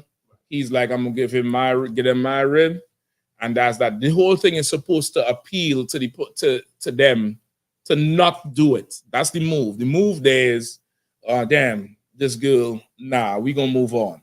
That's how it's supposed to be. That didn't happen. You get the point? And it's all efforts to not have nobody violate under this house. But these men was evil as could be. Evil. Go ahead. And they knew her and abused her all the night until the morning. And when the day began to spring, they let her go. Then came the woman in the dawning of the day and fell down at the door of the man's house where her Lord was till it was light. Go ahead. And her Lord rose up in the morning and opened the doors of the house and went out to go his way. And behold, the woman, his concubine, was fallen down at the door of the house, and her hands were upon the threshold. And he said unto her, verse 28, and he said unto her, up, and let us be gone. But none answered. Then the man took her up upon an ass, and the man rose up and gat him unto his place. Right. So what happened here is she was dead at the door. Right? People think she was alive. She wasn't alive. She made it back to the house, and that was the last bit of strength she had. These men here was particularly vile and evil, and this event here started a civil war in Israel. Huge civil war over this thing. Keep going. No, verse 29. And when he was come into his house, he took a knife and laid hold on his concubine and divided her together with her bones into 12 pieces and sent her into all the coast of Israel. I mean, and he cut her body into pieces with the bone. It's not like he, cut it open and leave the bone. He hacked that thing into 12 pieces and sent it off into Israel. That's his news bulletin. That's his, it's like a news story that go far and wide. A rider is coming into Israel to meet the leaders, and there's a package. And when they look open, it's a head, it's a hand, it's a leg, it's an ankle. You get the point. It's, the shoulder, arm down. It's some part. And there's like, what the hell is this shit you bringing? And now they're going to hear the story. All right, keep going. Verse 30. And it was so that all that saw it said, there was no such deed done, nor seen from the day that the children of Israel came up out of the land of Egypt unto this day. Consider of it, take advice and speak your minds. Right. It was said, listen, up since we came out of Egypt, we ain't seen no evil like this. We ain't seen nothing like this since the days of Egypt. Which means what about the Egyptians?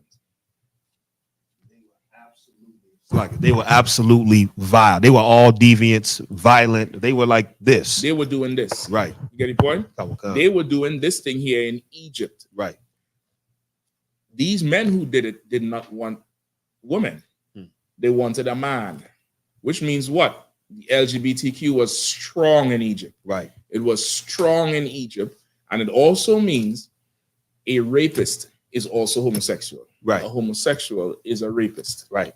The two of them are the same person. That's right. They're the exact same person. And this is the culture of the heathens. They ain't seen nothing like this since we came out of Egypt. Right? That's why the brother didn't want to go into the other land with the Jebusites. Because he's like, I ain't going there among them strangers. I'm going to our people. Right. Because the culture of the heathen are what? Sexual assault. All the heathens. That's their culture. That's their culture. I'll show you biblically that's their culture, and I'll show you modern day that's their culture. Come on. So like I remember not too long ago you was bringing out how I don't know if it was the Chinese, Japanese, one of them like they run up on you and they show it. push you. I got the proof. I'm gonna show you it tonight. I went and make sure and find it on video.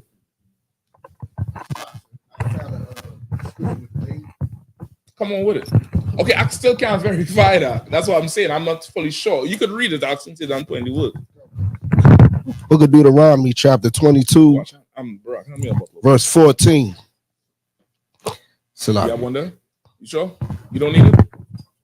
All right, so what? Go ahead, Shapat. Come on, sir. And give occasions of speech against her, and bring up an evil. See a video with some young rapper. He opened the bottle. He's like, man, you trying to get me, man. This John Open. Good. Come. And give occasions of speech against her, and bring up an evil name upon her, and say, I took this woman, and when I came into her, I found her not a maid. Then then you're right. I found her not a maid, meaning she ain't a virgin. Come. She ain't intact. You get the point? She was not a maid. So maybe maiden here means that. Come. If I could, I would still. It kind of goes into the next. Okay, me, before I teach it that, I need to go and hear somebody who taught me everything say kan or la. Come. All right? You understand? Come. So it really don't make a difference if you read on. But from what you say in there, I would say a strong possibility. I just can't say for sure. No sweat. Damien online says, so Benjamin is wicked as hell? I mean, off of what we just read? Coming from a nigga who didn't name a whole movie after some devil child. I mean, shit. He says he's Benjamin. Coming from a nigga who didn't name a whole movie after as a devil child.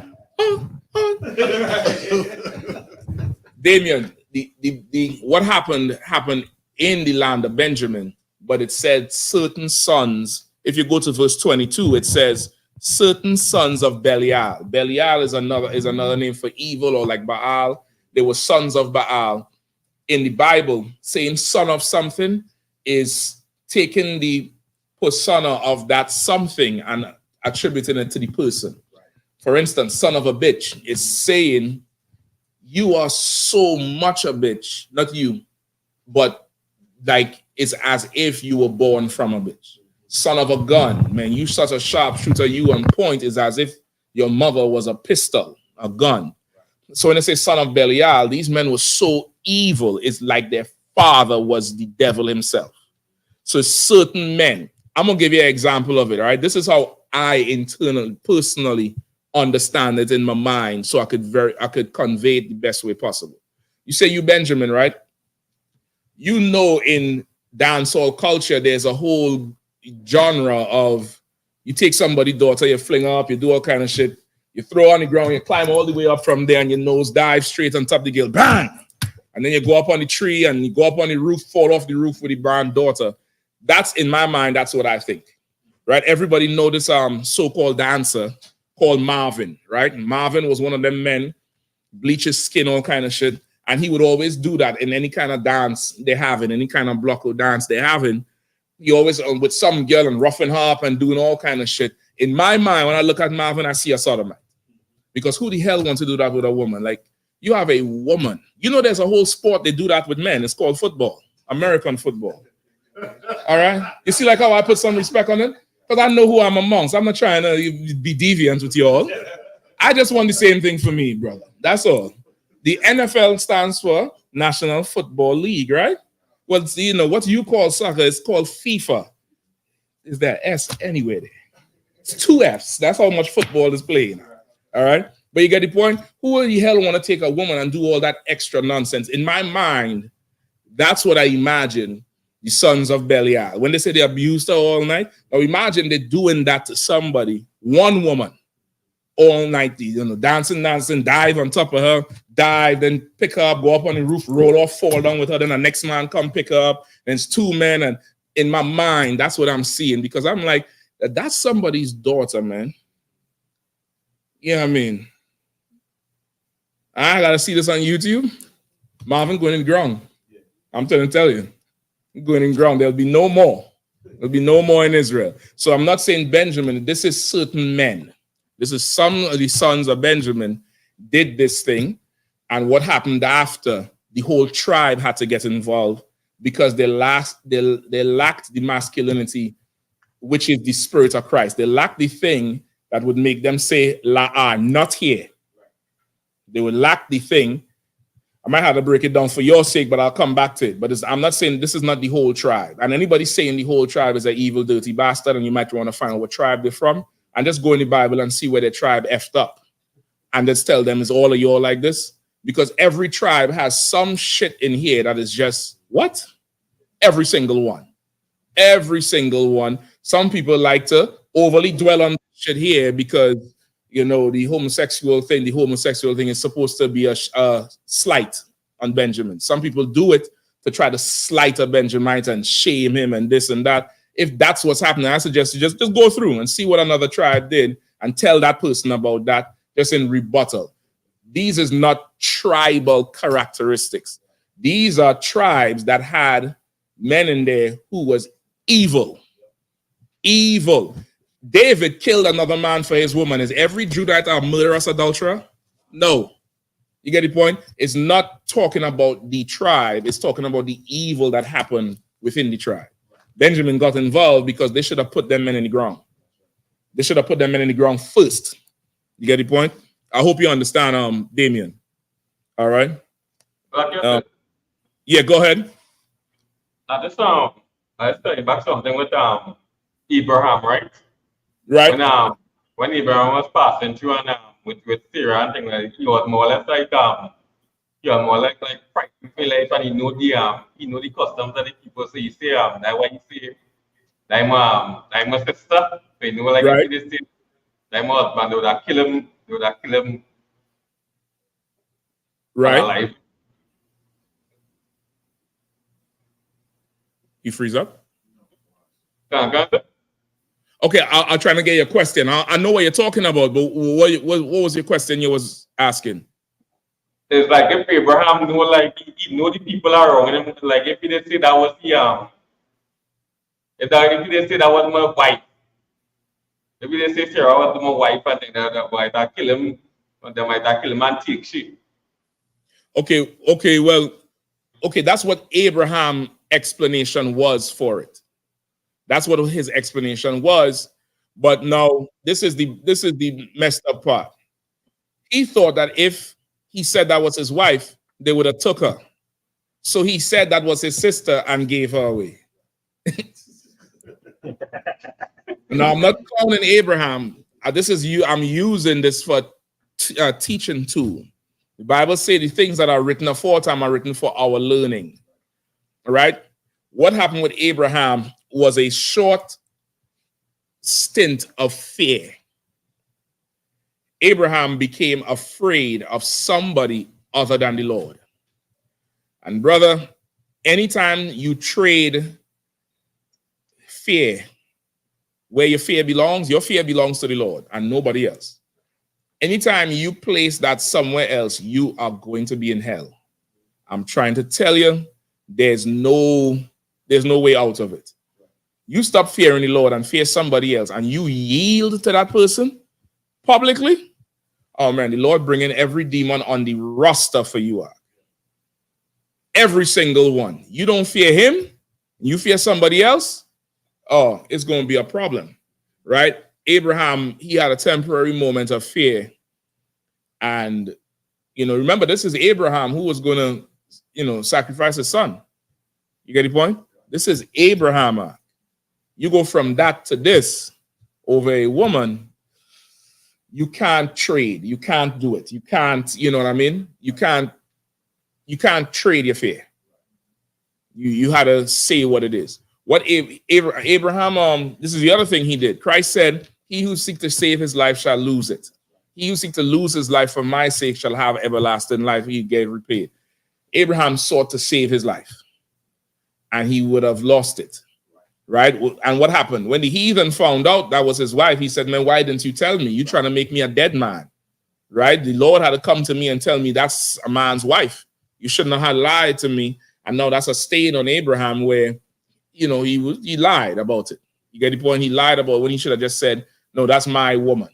You can't have her. That's my woman. There's many more, but this one is mine. And he might have gotten honor. Who knows? They might have escorted him through the city because his broad is that bad.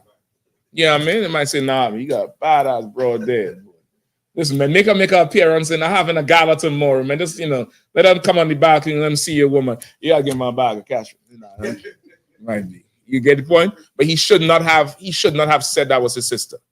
He shouldn't have feared the heathen and compromised himself.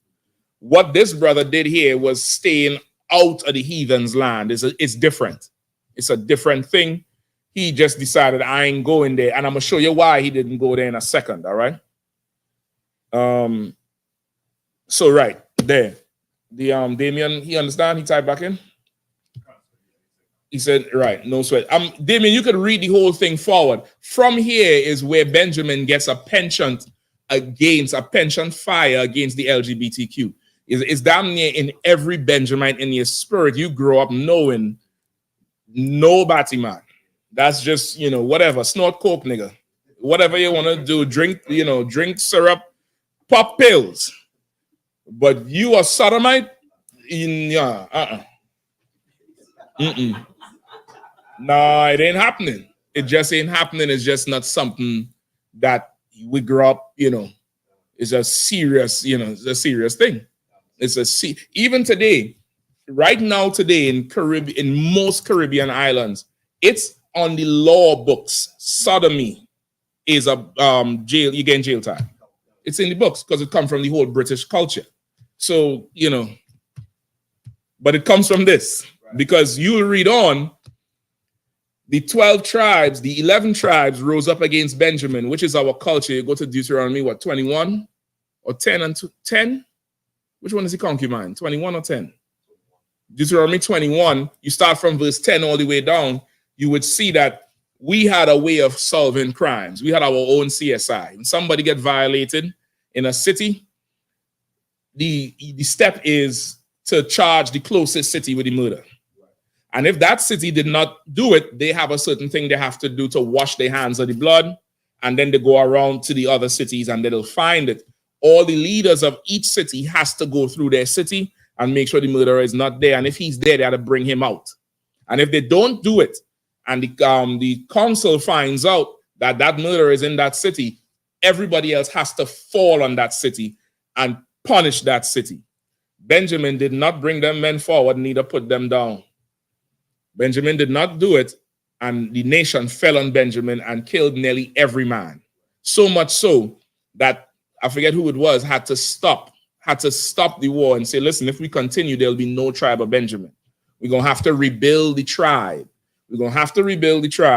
And they decided to have a dance, have a bashment, if you want to understand it, and say, listen, all the other tribes were saying, I ain't giving Benjamin my daughter at all. You see what they do?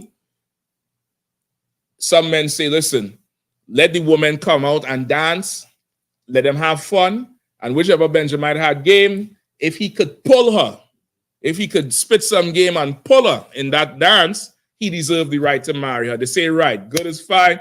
That was a mistake, Benjamin coming there with the swag and the accent and the wagwan star and yeah, I mean, baby, and yeah, pum pum something like yeah. I had to go too far. And the tribe lived, right? The tribe give Benjamin. The tribe lived. The tribe lived, and the Lord was with the tribe, but it was a serious war. And Benjamin, in its spirit, is down here in our DNA. The baby come out saying nobody matter. It's damn near within us. And it comes from this because the tribe was done. We was done. There would be no more Benjamin because they killed all the men. What, Yahanna? Come on. I was gonna say you back. Those few scriptures was over, and you back to Benjamin now. Oh, suck it. Now you know what? I ain't really back here, dog. We still within the thing. You hear how he said the whole tribe wicked, dog. Them niggas over there, not them. Right? Where we at? What did I ask for? So we finished with this one with Judges. Jeremiah 8. No, I ain't done yet. That's another question somebody had, right? Jeremiah 8. Okay, so now this is why the Ephraimite did not want to go into the stranger's land. Play the video for me.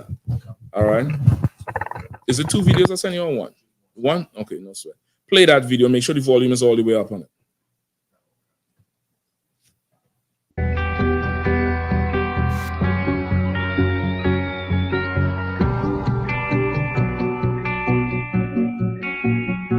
All right, you see any words about that? Okay, hold on. For this one, Bakwash, make the screen bigger, make the image with me smaller, because people gonna need to read the words. All right, and start it over.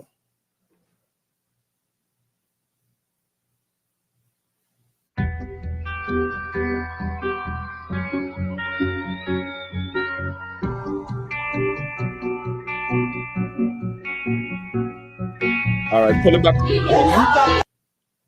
and pause it right at the top where that first line comes over.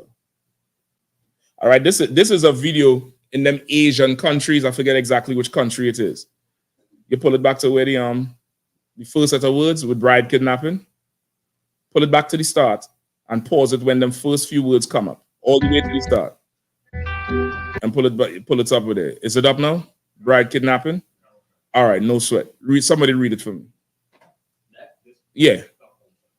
Bride kidnapping is still a scary reality in the 21st century. Right? Bride kidnapping is still a reality in the 21st century, right? They're still doing this in them Asian countries.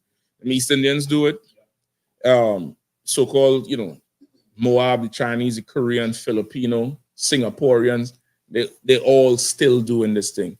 Them Hamites do it. Them Hamites think a woman who is LGBTQ, they think you can force the lifestyle out of her.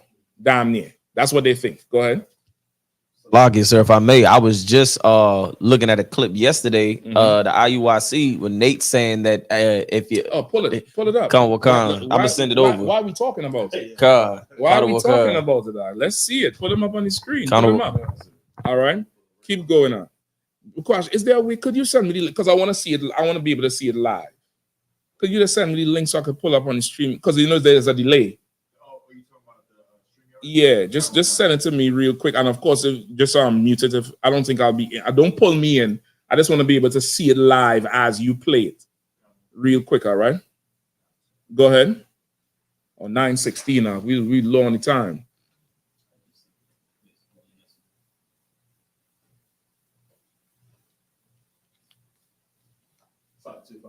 Go ahead. And what you said about the tribe of Benjamin too, just from my experience, the sisters in the tribe of Benjamin are just as staunch against that LGBTQ. Like I've just grown up being a Judite and being around Judite sisters, they would egg on that type of behavior. Like it's cute or it's like some type of fascination. Them Benjamite sisters, they smell that stuff. It's like, nah. You understand? I just being around Benjamites, and it's like That's to me, it's always been admirable how it's like the men and the women is like, nah. Okay, it's something. It's down here. You learn that before you walk out. Concept. It's something. I don't know. I can't remember which way. Right. Y'all gonna buy that back up. I hear y'all tearing. I know, rip away. Y'all getting. I'm gonna tax all of y'all. I'm trying to tell you. I don't take no excuse, but it's just a child. I don't know what the hell you talking about. You best believe you're gonna pay. Okay, because you go and play. But yeah, it's something you learn. It's just think about what in here, what in the States where amongst the tribe of Judah, there's something you learn. You just learn young, and this is just how it is. This is just how it is, and there's no compromise in that particular thing. And it's like everybody just know it. Everybody just know this is how it goes, and that's that. It's damn near the same. It's damn near the same thing. Where it's like this thing here. This ain't coming in here. You're a brother. You don't want nobody call you that. You're a woman. You don't want to be associated with a man who people think that's what he is, right? That's all it is. Go ahead and play on, Bukwad.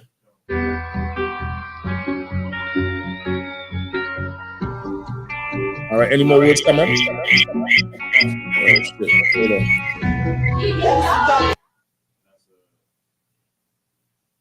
Hold on. Somehow I get a little feedback. I don't know where it's coming from. I wish I could meet this thing. Bear with me. If not, we just had to go with it out without me seeing it. I might have to have you all read it for me. Go ahead and play it. If there's feedback, let me know. It's not just you who's stolen like this. One gets stolen. There's nothing to be afraid of. You'll be our daughter. Young women are seized in streets. Go ahead. And forcibly taken to their would-be groom's home. Now listen, pause right there. The car peel off like a movie. Now listen, they're making light of it now. They're making light of it now because you will see some of the video where they're taking her to a wedding and she just mad because she didn't know. But this joy, playful part comes from a real actual culture of the caveman shit. It's knock her over the head. When she wake up, she done married. She done had the sex already. They kidnap her. The friends, all of them come through, take her, put her in a room with you, and you just take her, and that's that. That was heathen culture. This is not something that's, new. This is what they've been doing. Keep going. Brides are captured or shall, I say, stolen by several young men, sometimes friends of the groom, family members, or even worse. Clerics is practiced in 17 countries, but mostly in Central Asia and parts of Russia. And the parts of Russia, the parts of Russia they're talking about is not the Putin parts. It's the Uzbekistan and Kazakhstan and all them stands, which is like them Kim Kardashian people, them Armenian people like that MMA fighter, them type of people. That's them. That's what they do, right? They said, well, the young woman is abducted every 40 minutes. Because twist his face like, what? Them bitches need to learn to fight, excuse my language. They need to learn to tear that damn car up. I bet you nobody would pull up. I bet you nobody would pull up no more. Hey, they're going to kidnap her? Not with my car, nigga. You get the point? But they're just going in there and crying and huffing and puffing. Them tears ain't saving nothing. Keep going. The Kyrgyz once a woman gets married, she has to live with the man no matter what. And even if he is a freak. Pull that back right to that point. You all right? Pull it back a little bit. Put it back a little bit more. Put it back a little bit more. Now she crying now. This is not tears of joy. Watch this. The Kyrgyz have this kind of. Go ahead, Bukwash. Look at her face as he's kissing her. And there's a whole community, a whole nation that allows this shit. You better be thankful you black. You better be thankful for how to say least problems. We thanks the Lord for these problems because them problems there. Do you want that? Good night. I don't know if you see the wrinkles behind the damn nigga ears. He's way older than her. You're slobbering on her. You remember the Dalai Lama tape with the little boy when he held the boy and kissed him? That's them, Mark. That is them. And then he come on TV and say the little boy wanted it. I don't care if he pay you. Keep going. Flip the light to the door. Вот никак назад путь нету. Вот живи, хоть он урод, хоть он Кинг-Конг, да?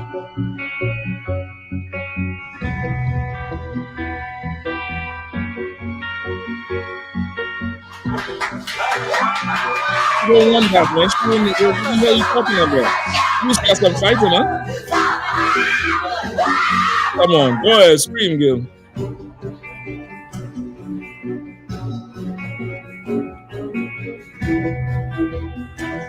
Oh, yeah, you didn't read that part, though, bro. Brock get taken by the shit. He's like, damn, pull it back, Ark. Pull it back right there. He had to read that part. Go ahead, play it from there. Brides face disgrace if they run away, and many of them commit suicide. Stop right there. So now, if she know it's gonna happen, meaning like, yeah, so and so, like, I don't like him, but he gonna just take you anyway. If she flee, they're gonna disgrace her, which means cut her off. She probably ain't gonna be able to eat nowhere, sleep nowhere. So now she stay, and now is either, you know, the only alternative is death. Why not just fight and let him kill you? Or he might be like, well, this ain't worth it. Her head too hard. Take the disgrace. This, you know, sisters, take the disgrace. If it's for righteousness, you take disgrace for pleasure. And Cassie, look at Cassie. Cassie didn't want to take disgrace for being a failed artist because she bitch can't sing. Let's just face that. She ain't got no song. She couldn't even sing in the hall, in the hotel lobby. Y'all might say I'm evil for mocking her. So what? So what? There's a council for that. All right. I'll put in the request. So what? But she could have just take, I'm a failed artist, but I will not become, you know, with that thing, that toy to some deviant. But she couldn't do that. She couldn't do that. And for how many years? How many years has it been? About 15, maybe years, 15 years, almost 15 years. Now she decides to scream. Now how many other women Puffy done did it to? In them 15 years, Cassie, is you breaking that 30 million with them? No. You should have screamed back then. That time when he shaved your head, like have you looking like, you know, I don't know what the hell it was. That's the first time anybody of color we've seen with that half a head shave and the thing go over, and sister started doing it. I know you'll remember that phase. From the time of that, you should have done left. Let's keep going for time, all right? This is really a big tragedy because your life doesn't belong to you any longer. You can't fix it. Even if you spent 2 or 3 days kidnapped and then return home, that's it. That's the end.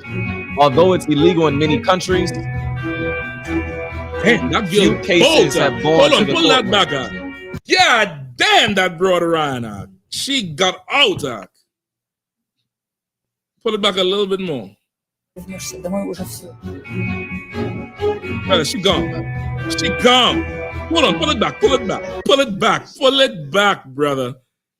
The ups pull up on her. Go ahead. Pause it. Now she's the one in the middle, you know? Yeah. She's the one in the middle. There's her friend on the back side. There's the man who part of the whole ploy on the left side. Right. By the time he come out of the car, she not even in the frame. Pull it back to the beginning now. Look, that's her. That's her in the middle there with the dress. Yep. She coming out to meet him. That's part of the setup. The two of them setting her up. Keep going. She gone. She ain't even in the frame no more. She gone. I'm trying to tell you, she gone. That nigga high knees, he gone. Go ahead.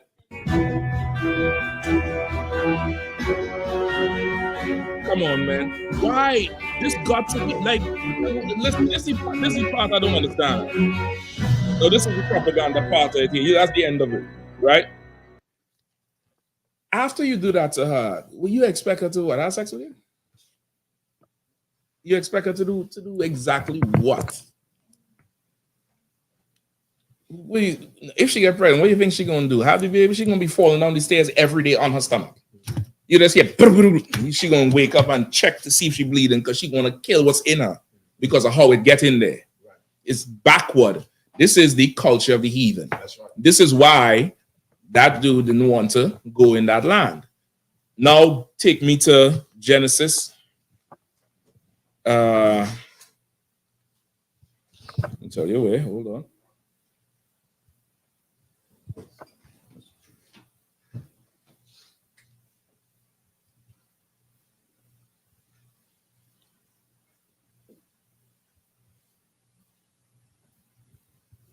Genesis 34.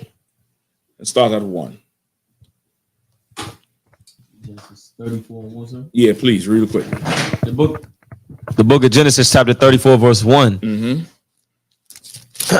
And Dinah, the daughter of Leah, which she bare unto Jacob, went out to see the daughters of the land. Right, Dinah was one of Jacob's daughters. Not one of Jacob's daughters. She was the only daughter. He had the sons, and it's just one girl. Her name was Dinah, right? Or Diana in Hebrew. Go ahead. And when Shechem, the son of Hamor, the Hivite, prince of the country, saw her, he took her and lay with her and defiled her. Right, so she just went out to see the daughters of the land socializing. Ain't nothing wrong. She go out there. This Hivite, which is a heathen, a Hamite, he saw her, took her, and defiled her. He forced her. Just like them heathens in that tape would just take a woman. You get the point? This is their culture. This is them. This is who they are. We cannot be like them. We had to be different and opposite. And we had to, go the hard way with this thing. From here is where Simeon and Levi became famous because they were surrounded by the heathen. Jacob made a deal with this heathen king because he came later to ask Jacob to okay the marriage after the son, the heathen king's son, done defiled this girl, done raped her. Right? Jacob said, you know what? They all around us, they're gonna surely kill us if we rise up against them. He made a deal. He said, no problem, we'll do it. Simeon and Levi kicked the hell off. They say we ain't going for that. They said they're only gonna go for it if all these Hivite men get circumcised, because that's our culture. Our culture is to be circumcised. The Hivite men say no problem. They went and get circumcised as adults. When they was healing, Simeon and Levi took a crew, went in there and killed every man. Every man went in there and just put all them to death. Jacob was angry because they disobeyed him and they threatened the life of the whole family at that time. It wasn't big as a tribe. And Jacob cursed them. He said, this anger you all have is, you all dig down a wall and you all anger, put up a protection around us. Now you all expose us. And he's like, you're going to be divided in Israel, even though you're amongst men, amongst brothers. And that's why they're on the same island today and they're divided. It's from that because they say together, them two get together and unite against somebody is killing and killing. It's going to be a lot of slow singing and flower bringing. If Simeon and Levi start, getting together, they will destroy everything. But how Commander John Yahanna say it? They was wrong, but it was right. They was wrong, but it was right. God damn it. They were, like they went to avenge their sister. Who the hell going to allow that to stand? You get the point? They disobeyed their father. They shouldn't have, because the whole tribe, the whole family could have, felt it that day. But them niggas pulled a coup of a coup and slaughtered all of them for their sister's sake. Why? Because it's the same as when you rise up to kill a man. You understand? This is the culture of the heathens. This is not our culture, which is why the Lord told us, don't give your daughters to them. Don't take their daughters to your sons. You get the point? And purpose of the minds in IUIC, if they knew this scripture, they would know the Hamites, the Africans, are not us. And Joy Morgan would still be alive. She'd still be in that fake thing, but she'd be alive, though. You get the point? If they knew this was in the Bible. Hamite done rape one girl. What, you need that to happen for you to know they're not us? No, they don't understand that thing.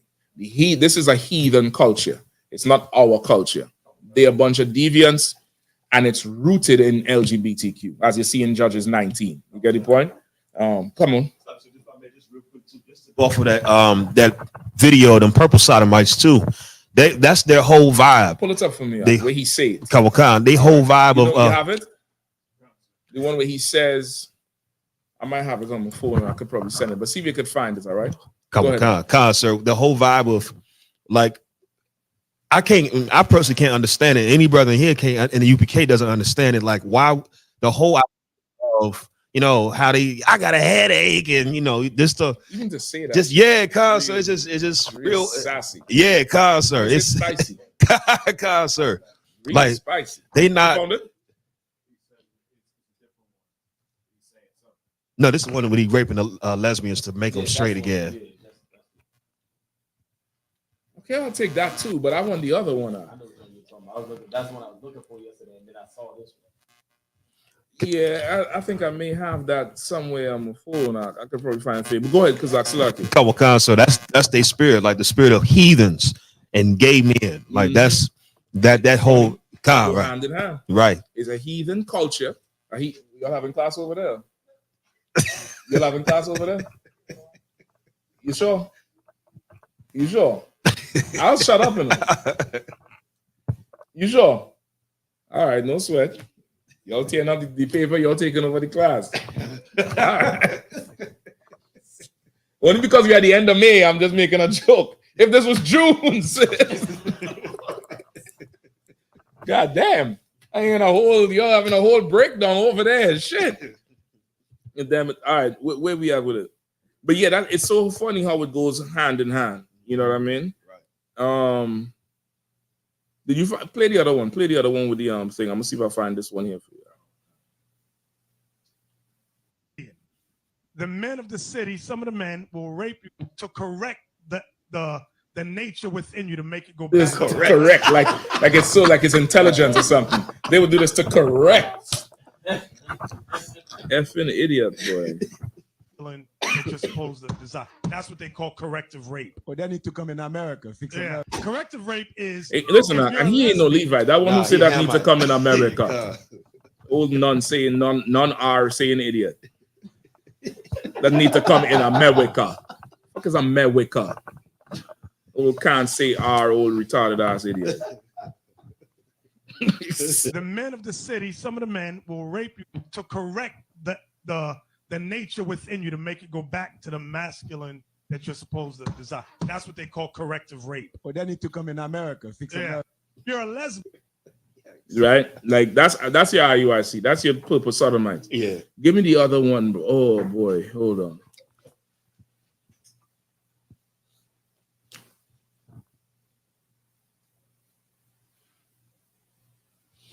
I know I have it somewhere.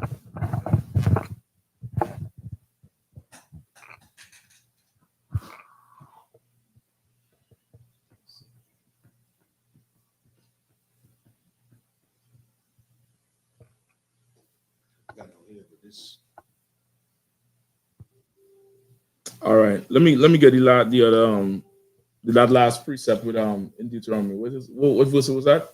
22 and 28. That was your question, right? All right, come on.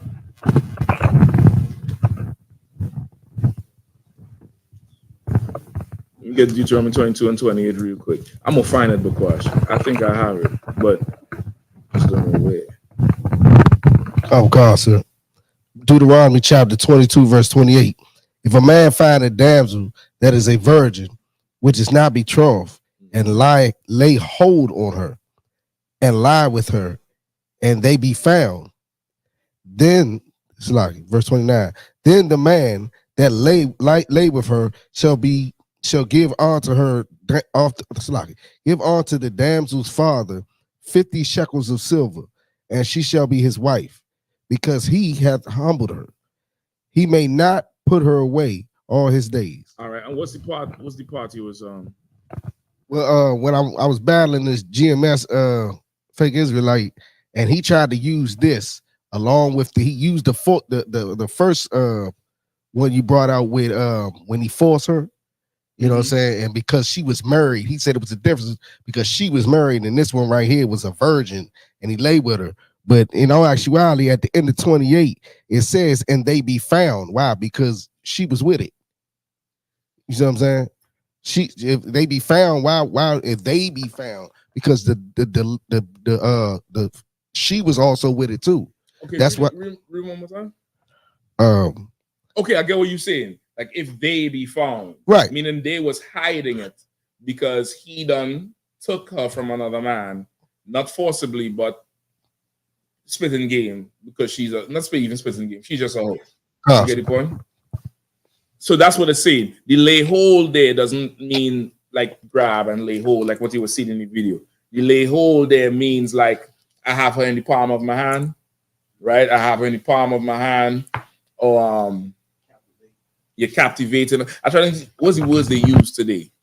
You a bagger, your booker. I don't know what your sisters be saying. What do y'all be saying? They be saying I'll be gone over I'm gone over this dude. It don't mean you leave and gone somewhere. It just means it's metaphoric. You know what I mean? Nose wide open. You tell that's what brothers, old school brothers said, man. She got your nose wide open. See? You got your nose wide open, man. So that's what it means there. They idiots, they think it means to literally go lay hands on somebody.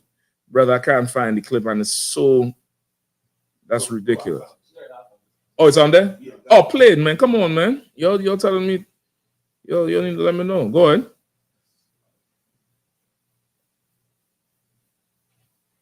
In America, they tell a woman. Play it again. Damn, I ain't never heard that. Barack, you edit that tape, huh? Barack, you stretch the country out of that nigga. In America. Go ahead. In America, they tell a woman, be transformed. No, they say, be conformed to this world. The women come in Israel, they want to be conformed to this world and say, I'm not in the mood. He go and get some anyway. She go, you rape me.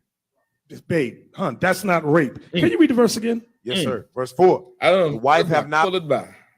Pull it back. I don't think they understand what he just said there. I don't think they understand. First thing, I don't know what it is to, not tonight, babe. Usually I'm the one who ought to say that shit. I mean, brothers in here will tell you. It's like, yo, I'll come tomorrow. Chill, man. Till the point where you ought to go in the car and leave or something. You ought to do something. You ought to do something now. Yeah, I mean, shit, she ain't care about no camp. You say, well, I camp tomorrow. Oh, you're gonna be unclean. Nah, bitch. Get the point? Go ahead,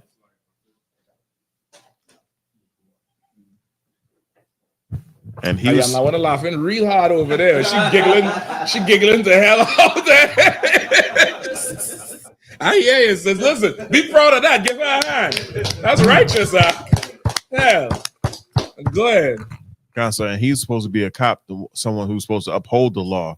What and law? He's saying, I am the law. That's what he's saying. Yeah. Exactly. Supposedly.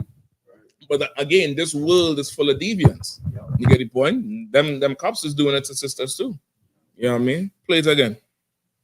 He go and get some anyway. She go, you rape me. Right? And you can't say he going and get some anyway. It means he going somewhere else. Meaning he forces her. He takes her. Your rape she have the right to say you know what I mean? However rare that might be, I don't know. She have the right to say and that's fine. And if you know her, you would know when she need a break, which means you ain't going in the house that week. You go in the other house. But these sodomites don't believe in that shit. You get the point? So now they have to go take it and the fact he say anyway, like anyway. All right, somebody needs to make a tape with the stealing of the brides and him saying it. He go get some anyway and show that nigga getting out of the car and dragging that bitch back. And then they're going to say, you raped me. And then him saying it again. They in America, they got to be conformed and something. I had a headache. You go get some anyway, snatch the bitch up.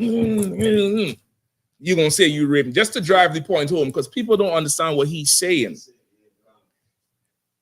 Sexual deviance, sexual assault is rooted in LGBTQ, right? The IUIC is full of closeted homosexuals, filled to the brim. all the way to the rafters with sodomites, all the way to the top, all the way. If that's what you want, go have it. If that's what you want, that's fine with me. Go ahead, have it. Go over there. Just don't be here. You get the point? All right. Last two, and then we done. Shit, I think we have be done now. What's the one with Jeremiah? I don't know if we have time for it. Damn, that's the whole thing. Might be able to get that. Because Zach, you had two, right? With the let me get that. Okay. Let me get that real quick, because I think that's a little bit shorter. All right. What's the Jeremiah 8:5 through 12? Let me just check it out and see.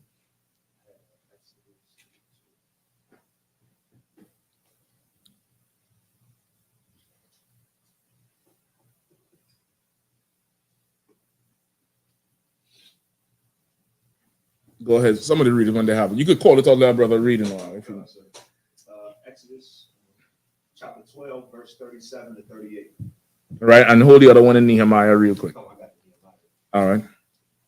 The book of Exodus chapter 12, verse 37.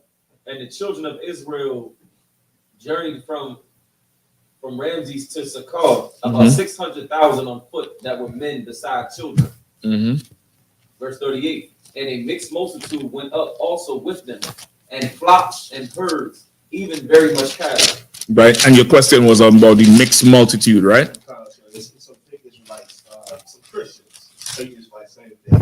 They were on TikTok, and they used this right after with Jeremiah 13:3 to say the mixed multitude included heathens, because of they believe somehow Nehemiah is saying that's what it's saying here. What does Jeremiah 13:3 say? Nehemiah, sir. So like Nehemiah 13:3. It says Nehemiah chapter 13, verse 3.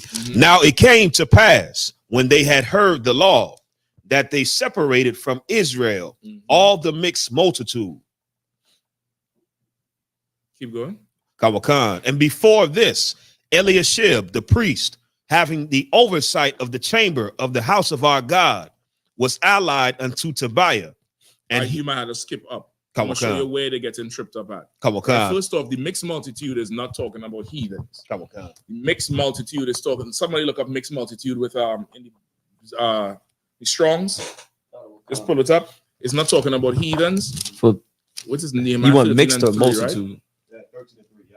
Yeah. Just go to the one. Go to the verse in Exodus and pull up mixed, not multitude. We know what multitude is. Mixed in the Hebrew Strongs, it says the web or transverse threads of cloth, also a mixture or mongrel race, Arabia, mingled people, mixed multitude, wolf.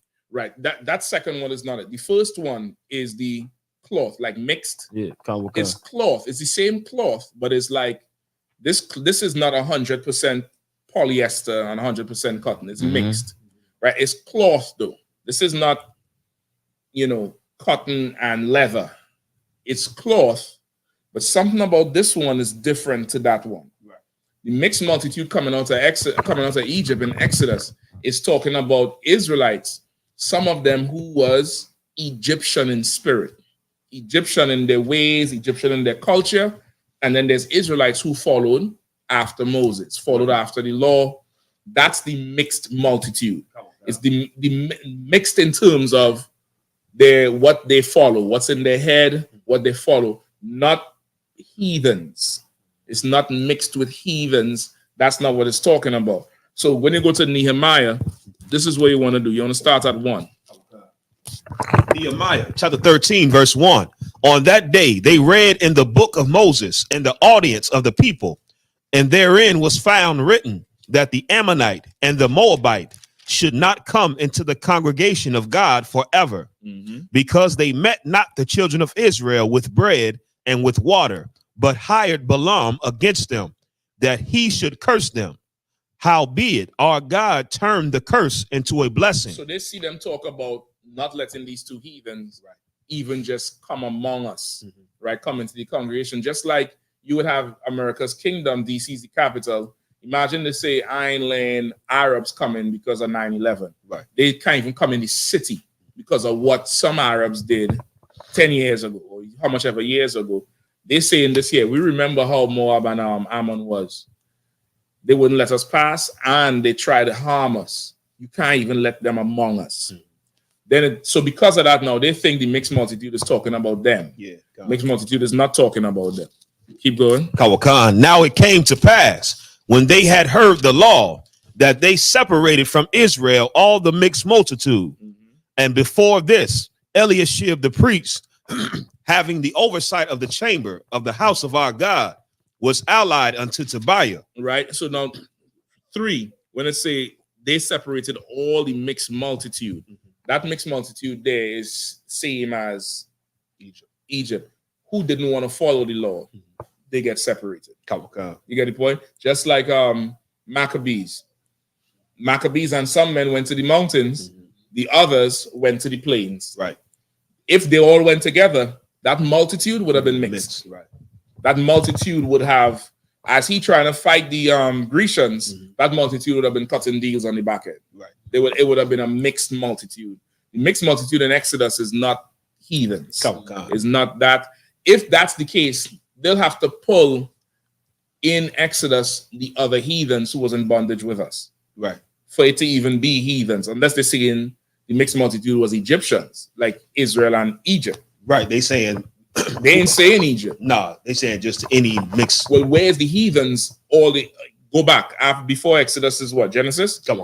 Show me from Exodus 1 to 12 where there's heathens in there with us that would leave with us. Right. It ain't there. Right. They really need to do this because a lot of them have heathen wives and heathen husbands. You get the point? A lot of them is heathens themselves. Right. So whatever. And okay, even if it meant the mixed multitude, what the hell does that have to do with getting into the kingdom now? Right. It just said in verse 1, them can't come into the congregation. So even if that was mixed multitude, what does that, let's just say for argument's sake, some of them marched up with Moses. What does that mean now? Right. Does that mean now we still join them? No, it don't say that even for after. Right. Even if that was it there, they're just wrong about the whole thing. Right. All right. The one in Jeremiah, probably I'll get that next week, or you could ask that to Maury, brother, who asked. Go ahead. So it's just last minute. Rolanda Best says, do y'all eat pork? And what do y'all think about interracial dating? Do y'all sell church dinners? No, we don't eat pork, and interracial dating is nasty. Well, it's like that thing in the back of my throat anytime what's called that pollen season. And you know how you're being and I spit that shit and come out yellow. That's interracial dating. You see, the plasma is clear and the thing is yellow, but it's mixed up good and just slimy. And that's your swirl, you dirty bitch. Excuse me. It's getting close to midnight. The gremlin and me coming out. You remember gremlins? Don't feed them after midnight. It's getting real close. Watch them questions you're asking. Interracial dating is nasty. It's nasty and it's weak. If you're a woman, it's weak. You're just turning on your nation. If you're a man, it's weaker. You're just weak as hell. Interracial dating is an absolute sin against the Lord. It's a sin against the Lord.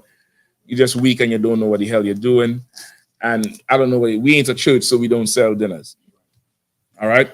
With that, pass the class over to Priest and Officer Shapat.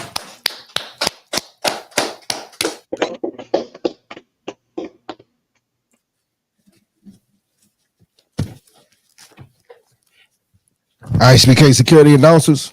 We're the I.S.U.P.K out of 1 West 125th Street, Harlem, New York, under Commander General Yahanna. New rules for brothers and sisters. When a new brother or sister comes into the school, they're off limits for 6 months. They are to be saluted only. They're here to share themselves of the world. After 6 months, if a brother or sister has an interest in a particular person, he or she must get permission from the head to speak to a brother or sister. There's another 6 months in which the brother or sister will court each other.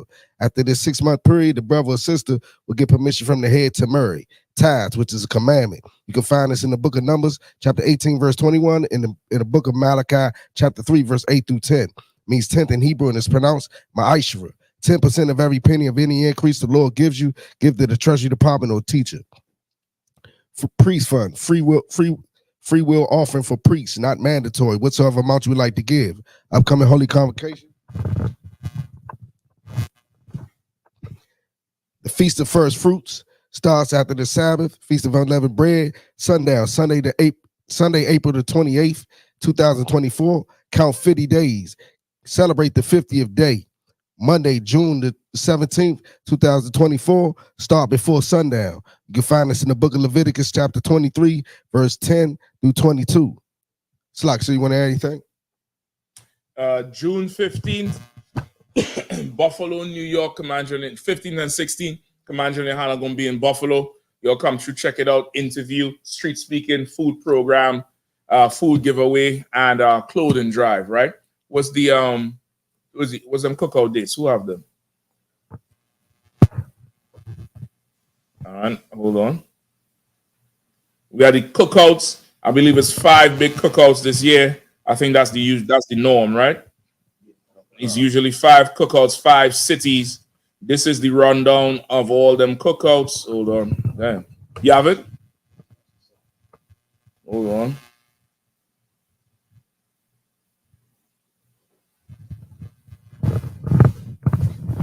Come on, man.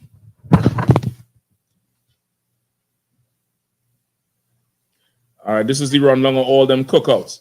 Atlanta, July 4th through the 7th. All right, Atlanta, July 4th through the 7th.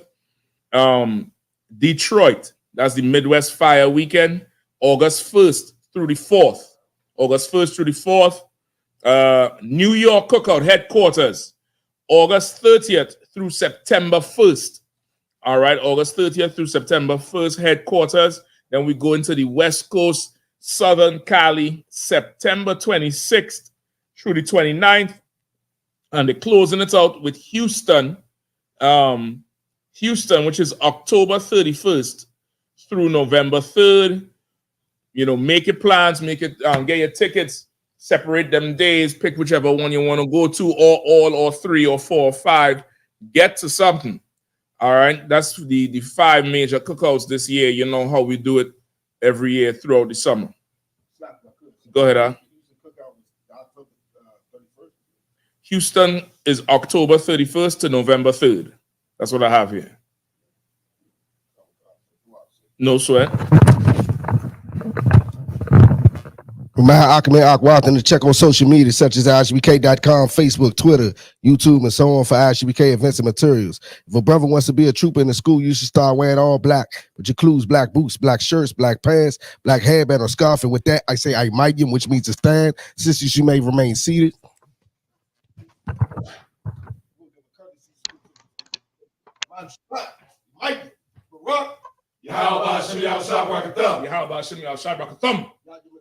So, which means to turn. Sisters, you may stand. I might. You will give a courtesy salute to the sisters. Men and visitors. Mind you back. Mighty. Run. Yahanna Shema Hashem Yahushua. Y'all give me time. Class dismissed.